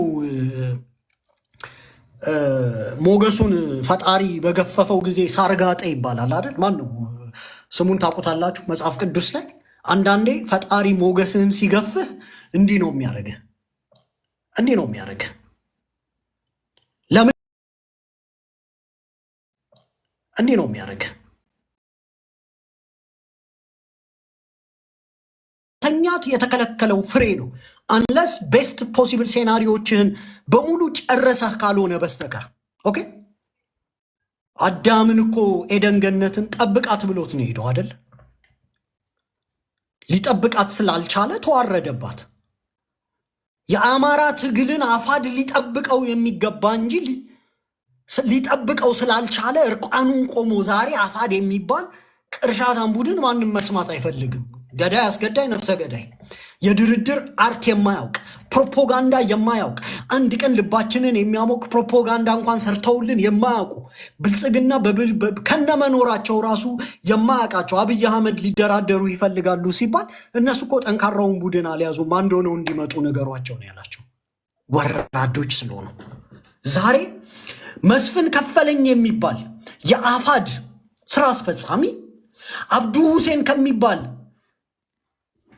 ምክትል ርዕሰ መስተዳድር ከአዲሱ አረጋ ምናምን ከምናምን ፈትፍተው ከምክትሉ ጋር ምናምን ተረጋጋ፣ ቀስ ብለ ይደርሳል ድርድር፣ ኧረ እባክህ አደራድረን፣ በአዴን ውስጥ እኮ እንዳንደራደር የሚፈልጉ አካላት አሉ። እኔ ደግሞ ምን ነው በሞትክ። ይሄንን ሀሳብ ያመጣው ሴረኛ ዛሬ ውሃ ሆኖ ቢቀር ይሻለዋል። እንዴት? በምድር ላይ እኮ የመጨረሻ ሊኮራ የማይችለው ቡድን እኮ በአዴን እኮ ነው። ታውቃላችሁ አይደል? በአዴን በፍጹም ኩራት የለውም። በአዴን ግርድና ስነ ልቦናው ነው፣ ግብሩ ነው። ኦኬ። በአዴን ከኮራብህ ምን ያህል የሞት የሙትቻ የአረሙቻ ስብስብ መሆንህን ነው የሚያሳየው። ምክትሉ ልኮ እዚህ ግባ የማይባል በቲቪ እንኳን በቅጡ አይተነው የማናውቀው ሽመልስ አብዲሳን የሚመስል ሰውዬ ልኮ አብይ አህመድ እያለ ያለው you are not relevant, I have a lot of things to do ይላል። ጌታቸው ረዳ እንግዲህ ያገኘዋል። በፕሮፓጋንዳ ያስጨነቀውን ጌታቸው ረዳ ያገኘዋል። የትግሬ ኃይል እኮ እየተደራደረ ፕሪቶሪያ ላይ የሚያወጣውን መግለጫ አይታችሁታል። አብይ አህመድን ሳዳም አያድነው ምን አያድነው እጅ ስጥ ምናምን እያለ ፕሮፓጋንዳ ይሰራ ነበር። ሃቭ ዩ ኖቲስድ? እጅ ስጥ ይሉት ነበር። እየተደራደሩ እየፈረሙ በቃ ዛሬ ማታ ገባን አዲስ አበባ እጅ ስጥ ምናምን። ዳትስ ሃው ዩ ዱ ፕሮፓጋንዳ። አብይ አህመድ አሁን ተኝቶ ህዋት ሲባል ይባንናል። የአማራ ገበሬ በጎንዴ ያሸንፎታል ህዋትን እኮ። የአማራ ገበሬ ህዋት ብትለው አይደነብርም። አንድ የደለመንዝ ገበሬ ህወሓት ብትለው እና ምን አባህ ነው የሚለ። እነዚህ ሰዎች ከየት እንደወጡ አታውቅም። በምድር ላይ the last person ሊኮራ የማይችለው ብአዴን የኮራበት አፋደ ላይ ነው። ብአዴን ውስጡ እንጥፍጣፊ ኩራት የለውም፣ ሰልፍ ሪስፔክት የለውም፣ ዲግኒቲ የለውም። ህዝቤን ጨፍጭፍልኝ ብሎ መግለጫ ያወጣ ነው። ህዝቤ ነፍጠኛ ነው፣ ነፍጠኝነትን እታገላለሁ ብሎ በመግለጫ ቁጭ ብሎ ምናምን በኩራት እኮ መግለጫ የሚሰድ ድርጅት ነው። አብይ አህመድ ሲፈልግ በጥፊ እየወለወለ ምናምን 6 ነው ምናምን እኮ ርዕሰ መስተዳደር የተቀለለበት ክልል ነው። ፓፔት ነው፣ የአብይ አሻንጉሊት ነው እንዳለ የሚቀመጠው። ኩራት የሌለው ኩራት ባጠገቡ ደርሶ ማያቅ ብአዴን ቤተ መንግስት ስልጣን ያዝ ብለህ ብታስገባው በመስኮት ዘሎ የሚወጣ ስልጣን የሚፈራው ብአዴን ከአማራ ክልል ስልጣን ውጪ ሌላ የፌዴራል ስልጣን አይፈልግም። በፌዴራል ደረጃ ኩራት የለውም። ትላንት ለህዋቶች ሲገረድ ነው የምታየው፣ ዛሬ ለና አብይ ሲገረድ ነው የምታየው። ኩራት የሌለው ብአዴን ከኮራብህ አንተ የመጨረሻው በአማራ ክልል ውስጥ ያለው ወራዳው መዋቅር ነህ ማለት ነው። በቃ ባጭሩ ወራዳ። አማራውን እንዴት እንዳዋረዱት፣ እንዴት እንዲናጥ እንዳደረጉት፣ እንዴት ዴስፕሬት እንዲሆን እንዳደረጉት። ኦኬ ዴስፕሬት እንዲሆን አደረጉት። ትንሽ እንስማው። አሁን ግን የኛ ቡድኑ ሚስጥራዊ ሆነ እንጂ ሚስጥራው ከወረሰ መስተዳድሩ አንተን ቡድን ሰይመው ልከው ነው እናንተ የሆነ ድርድር የሚፈልግ ኃይል አለ። ያ ድርድር የሚፈልግ ኃይል ለመደራደር የክልሉ መንግስት ወኪል ከኔ ጋር ሌሎች ድርድር የሚፈልግ ኃይል አለ። የእነ እስክንድርን ኃይል የክልሉን መንግስት ወክዬ ለመደራደር ነው የመጣሁት። ርዕሰ መስተዳደሩ ልከውኝ ነው። ለእናንተ ጫማም ስናባክን አንውልም ምናምን ነገር። አብይ አህመድም ለእናንተ ጊዜ የለውም። እሱ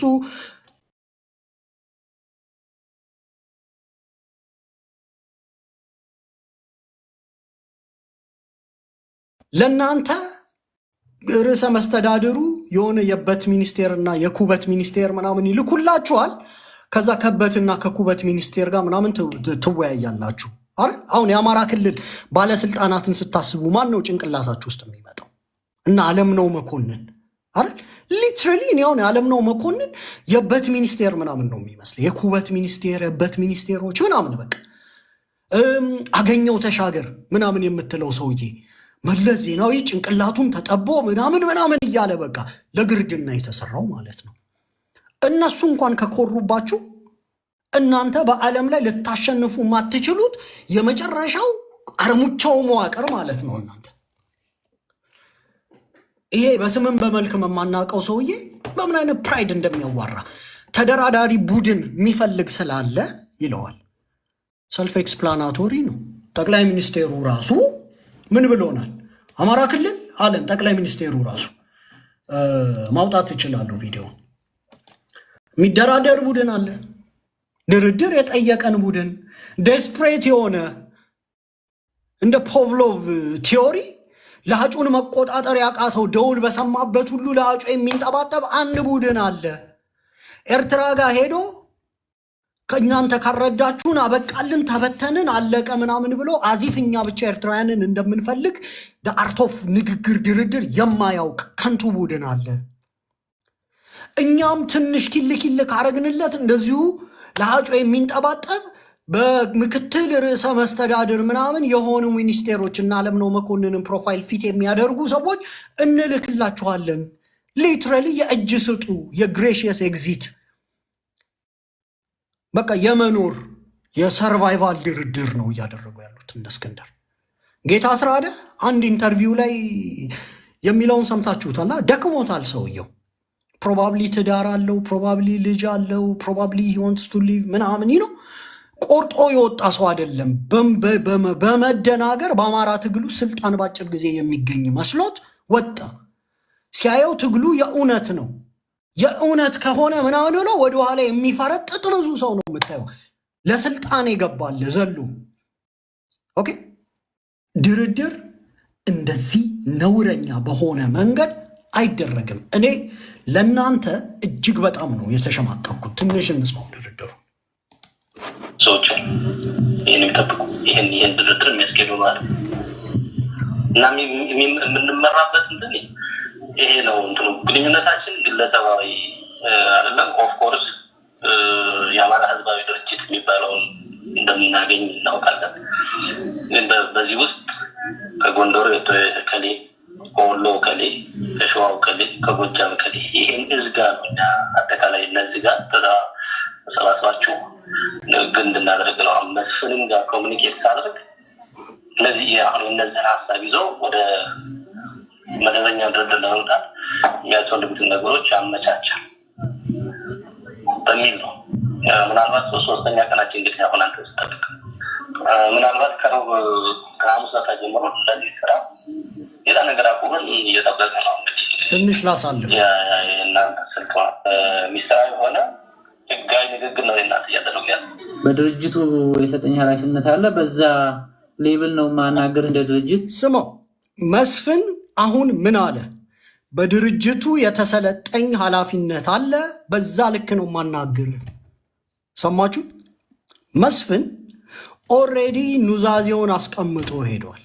አስወገዱትም ወይም ገንዘብ ሰጠው አስወርወሩትም ወይም ነገ ማምቦ ጃምቦ ነገር ይዘው መጡም ዛሬ ስኬፕ ጎት ቢያደርጉትም ኢት ዋዝ አ ዋን ማን ሚስቴክ ወደሚል ናሬቲቭ ሊያመጡት ቢንደረደሩ መስፍን ቃል በቃል ምንድን ያለው? መስፍን ቃል በቃል ምንድን ያለው?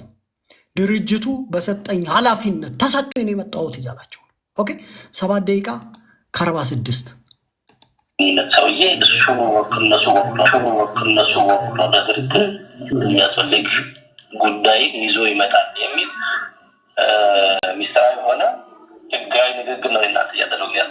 በድርጅቱ የሰጠኝ ኃላፊነት አለ፣ በዛ ሌብል ነው ማናገር እንደ ድርጅት።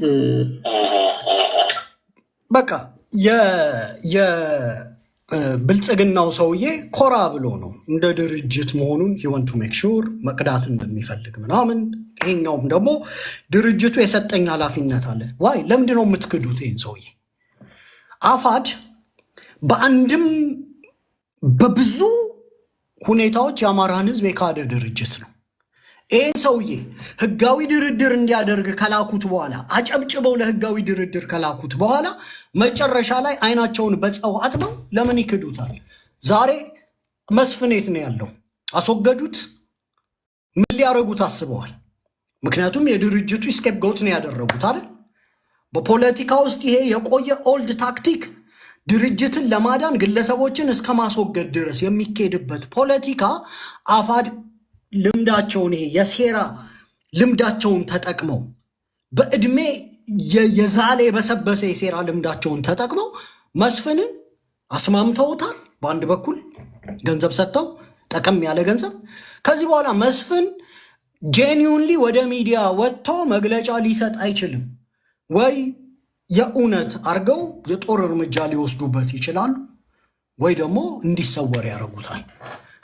ሰውየው ግን እዚህ ቅጂ ላይ ከድርጅት እንደተወከለ ድርጅቱን ወክሎ ይሄንን ድርድር እያደረገ እንደሆነ በግልጽ ነግሮናል። እንስማው። ቀጣይም ሳገናኝህ መደላደል ነው እየፈጠርን ያለ ነው። ማገናኝህም ሰው አንተን የመረጠበትና ምን እናርግ የሚለው ሊያወያይህ አሁን አንተ ጋር እንነጋገራለን። ከዛ በኋላ ሰዎቹን አግኝተን ሰራዊቱ በሚያመቻቸው ናቸው ነው ደህንነታችሁ ተጠብቆ በሰላም ገብታችሁ ጉዳይ ማመቻቸት እንዲቻል በሰራዊቱ በኩል የሚደረግ ነገር ይኖራል። መጀመሪያ የሚሰሩ ስራዎች አሉ። እሱን ነው እንጂ እዛ ውስጥ ባትገቡ ደስ ይለኛል። ምክንያቱም ውስብስብ ነገሮች አሉ። ጥያቄያችን ፌደራል መንግስት ጋር ነው። ከፌደራል መንግስት ጋር ያለ ሂደት ሊሆን ይችላል እና እሱ ጥልቅ ነው ትግሉ። እንዳልኩ በእናንተም በእኛም አማራ ክልል የጦርነት ቀጠና ለማድረግ የተጠለፈ ኃይል አለ። ያንን ነገር በስነስርዓት እንዴት ማኔጅ እናደርግ? ስሙ፣ አሁን አፋድና ብአዴን ሲንክሮናይዝ አድርገው እየሰሩ ነው። በእናንተም በእኛም በኩል ክልሉን የጦርነት ቀጠና ለማድረግ የተጠለፈ ኃይል አለ ይላል። ሶ ቴክኒካሊ እነሱ ተባብረው ጠለፈ ያሉትን አካል ይወጉታል ማለት ነው። ኦኬ፣ ጠላፊው ማን ነው? የፈረደባቸው እነ ዘመነ ካሴ ምናምን ማለት ናቸው።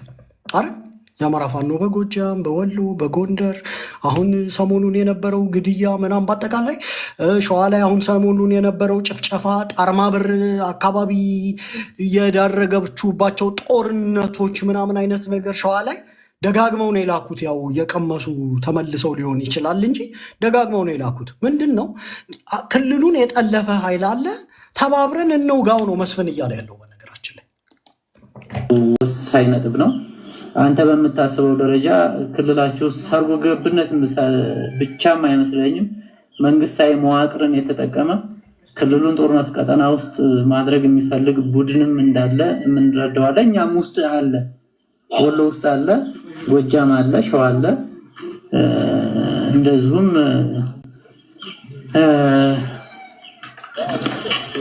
እዚህ ወሎም የምናውቃቸው አሉ።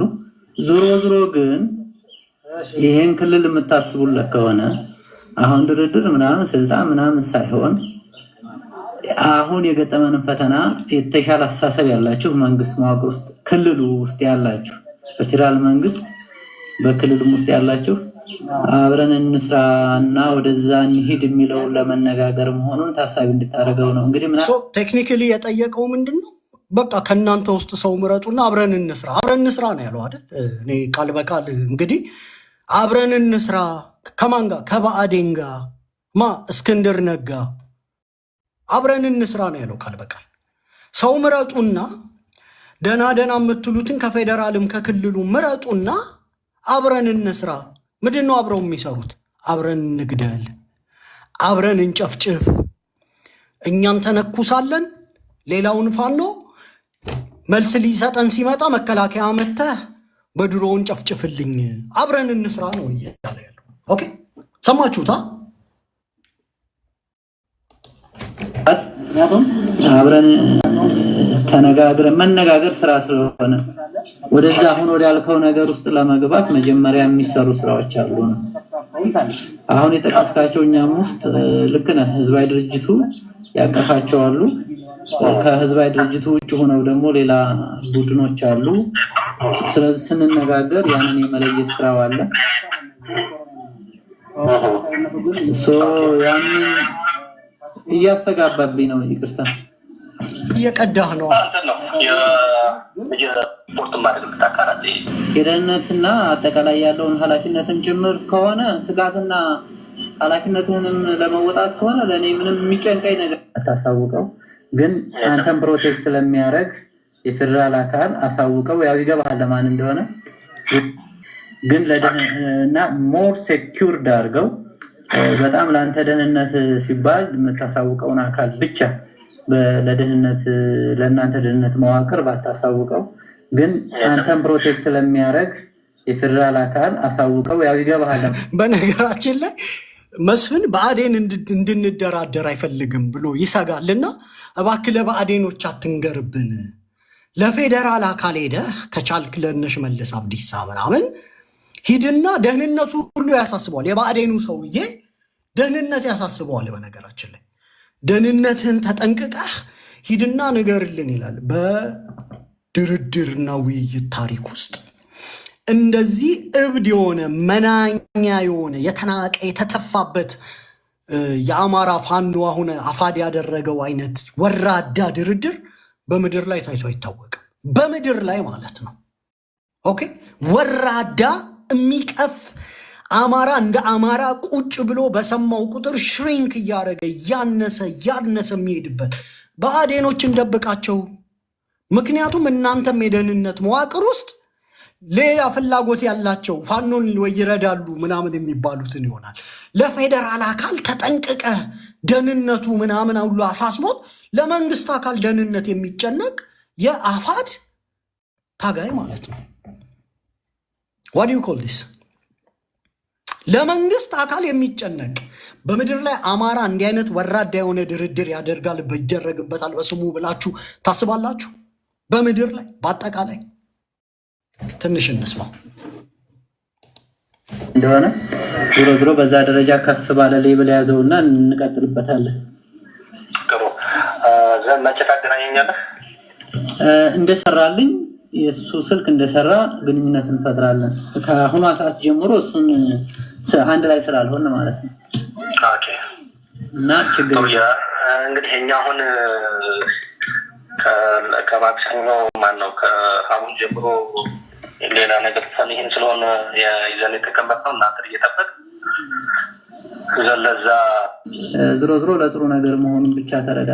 እሺ በጣም አሁን ደስ ያለኝ ፖለቲካሊ እናንተ ጋር ተመስሎና ተመሽጎ እየሰራ ያለ ኃይል የመጨረሻ ፍላጎቱ ምን እንደሆነ እና በተለይ አንደኛው ክንፍ ከማንጃና እንዴት እየሰራ እንዳለ እሱም በዛ ልክ መረዳት እና በዛ ልክ ማስቀመጥ ትልቅ መደራት ነው።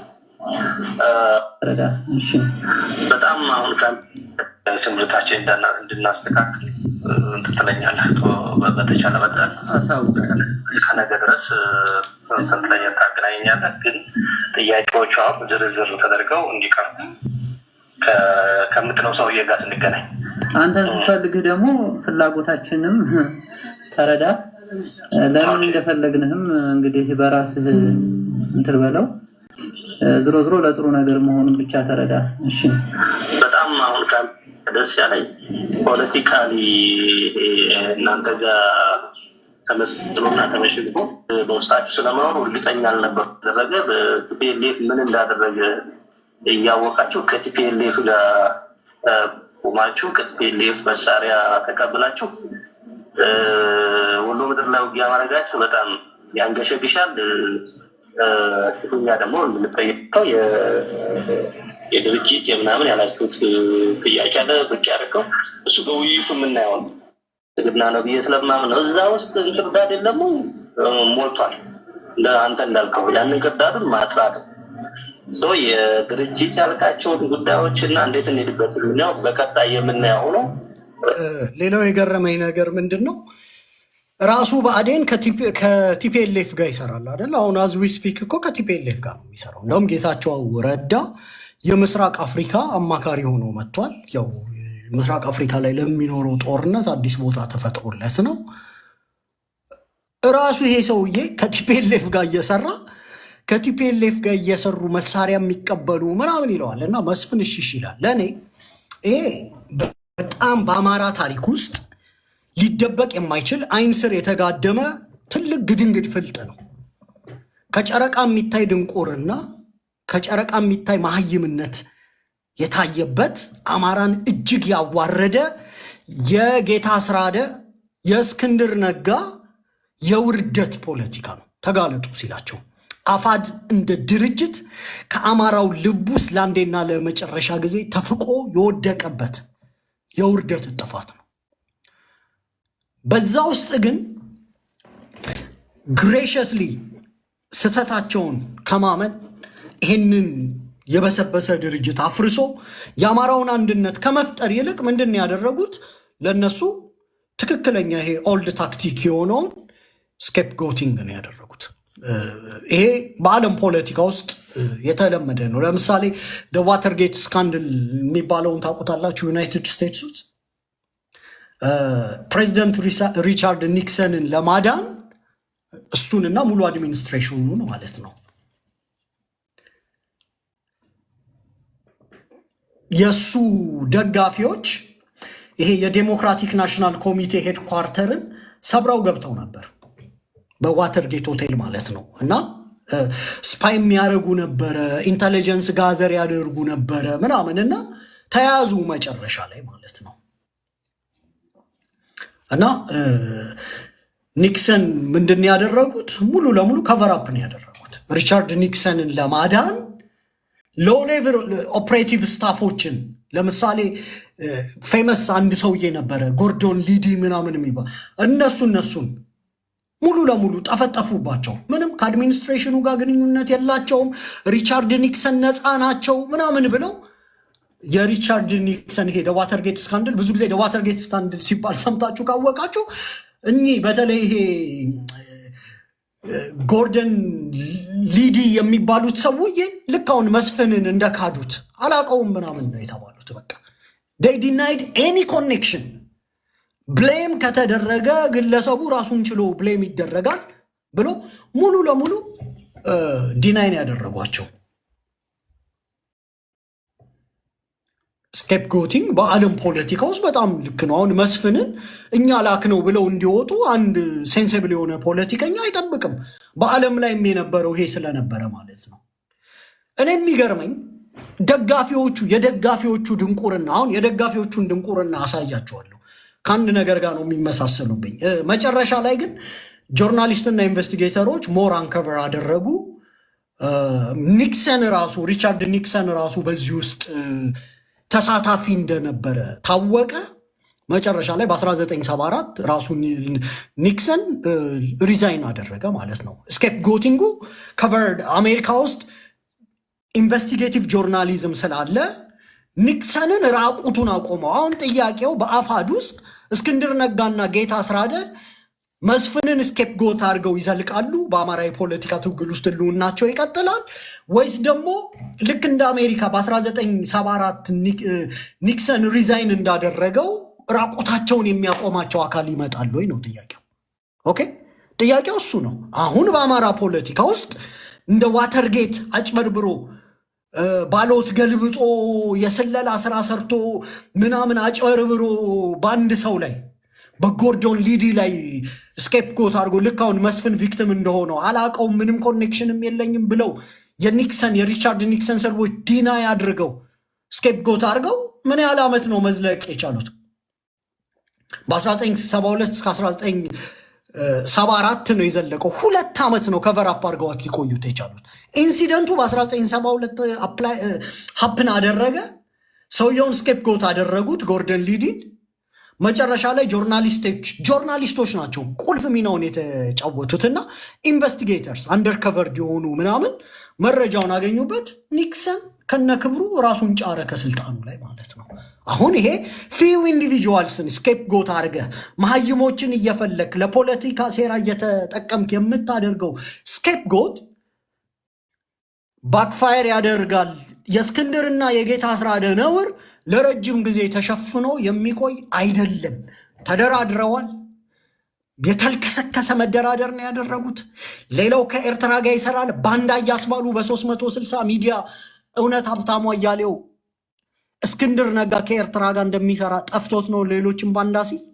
ምክንያቱም የነዚህ ሰዎች የፖለቲካ ስትራቴጂ እስካልተያዝን ድረስ ሌብነትም ስራ ነው የሚሉ የመለስ ዜናዊ አይነት ፊሎዞፊ ነው። እስካልተያዙ ድረስ ስራቸው ነው። ሲያዙ ደግሞ ወይ አጀንዳውን ባላየ ያልፉታል፣ ወይ ደግሞ እንደዚህ እንደ መስፍን ምናምን ስኬፕጎት ያደርጉታል። መስዋዕት አሁን መስፍን መስዋዕት ነው የሆነው፣ አፋድን ለማዳን መስዋዕት ነው የሆነው። እኔን ግን በጣም ያሳሰበኝ ብልጽግና በኔቸሩ ቡሊ ነው። ታውቃላችሁ አደለ? በጣም ቡሊ ነው እና የተደራደሩበት ራሱ ነገር በአጠቃላይ ማለት ነው ሙሉ ድባቡ በአጠቃላይ እንዴት የሚያሳፍር እንደሆነ፣ እንዴት አማራ ምንም የሌለው የሚያስመስል እንደሆነ፣ አማራ እጁ ላይ ምንም አይነት የመዳደሪያ ሌቭሬጅ የሌለው አይነት ነገር አስመስሉ። ይሄንን ከሁለት ነገር ጋር አያይዜ ልንገራችሁ። እኔ የብልጽግና ደጋፊዎችንና የአፋድን ደጋፊዎች አንድ አድርጌ ነው ማያቸው። የአፋድ ደጋፊዎች በጣም አረመኔ ጨቃኝ ናቸው፣ ቡሊ ናቸው። ዘመነ ካሴን ምን ብለን እንጥራው የሚል ግሩፕ ነበራቸው። መሬ ወዳጆን ህወሓት ወዳጆ የሚል ኢንጂነር ደሳለኝን ምሁሩን ማለት ነው። ሐቅ እንናገር ከተባለ ከመከታውና ከኢንጂነር ደሳለኝ ማን የተማረው? መከታው አይደለም፣ ኢንጂነር ደሳለኝ ነው። እንደ ትንሽ ምናምንቴ መሀይም ነው የሚስሉት። ግን ሀብቴን ሰሞኑን ጭራሽ መሳፍንትን ራሱ ጨብጤ ምናምን ሲሉ ነበር። ነውረኛ ቡሊ ነው። አሁን እኔ ለአማራው ነው መልክቴ። ሃው ዱ ዩ ዲል ከቡሊ ጋር? ሃው ዱ ዩ አንድለ ቡሊ እንዴት ነው አንድል የምታደርጉት? ልጆቻችሁ ትምህርት ቤት ሊሄዱ ይችላሉ። በፖለቲካ ውስጥ ቡሊ ሊያጋጠማችሁ ይችላሉ። ደንቆሮች ናቸው። ቡሊ በኔቸራቸው አንኤዱኬትድ ናቸው። ምንም የትምህርት ነገር የላቸውም። ትምህርትም ካላቸው ናርክሲስት ሆነው ቡሊ ነው የሚሆኑት። እና እኔ ይኸውን የእስክንድር ደጋፊዎች እንዴት እንደማያቸው ላሳያችሁ አንድ ቪዲዮና የእስክንድር ደጋፊዎች ለምሳሌ አንዳንዶቹ አማራን ነው የምንደግፈው ብሔርተኛ ነን ምናምን ፒር ምናምን ይላሉና ድርጅቱ የጠቅላይ ግዛት ማኒፌስቶ ይዞ ወጣ። አይ እኔ የጎንደር ጠቅላይ ግዛት ነኝ፣ የወሎ ጠቅላይ ግዛት ነኝ፣ የሸዋ ጠቅላይ ግዛት ነኝ፣ የጎጃም ጠቅላይ ግዛት ነኝ። በጠቅላይ ግዛት የአማራ ክልልን 4 ቦታ እናፈርሳለን፣ ኦሮሞንም በጠቅላይ ግዛ ኢሪባቡር ምናምን እያልን እናፈርሰዋለን፣ ትግራይንም እንደዛው እናደርጋለን፣ የጠቅላይ ፖለቲካ ነው የምናራምደው እያላቸው ያለው የአማራ ብሔርተኝነት አያስፈልግም እያላቸው ነው። እስክንድር ወጣ።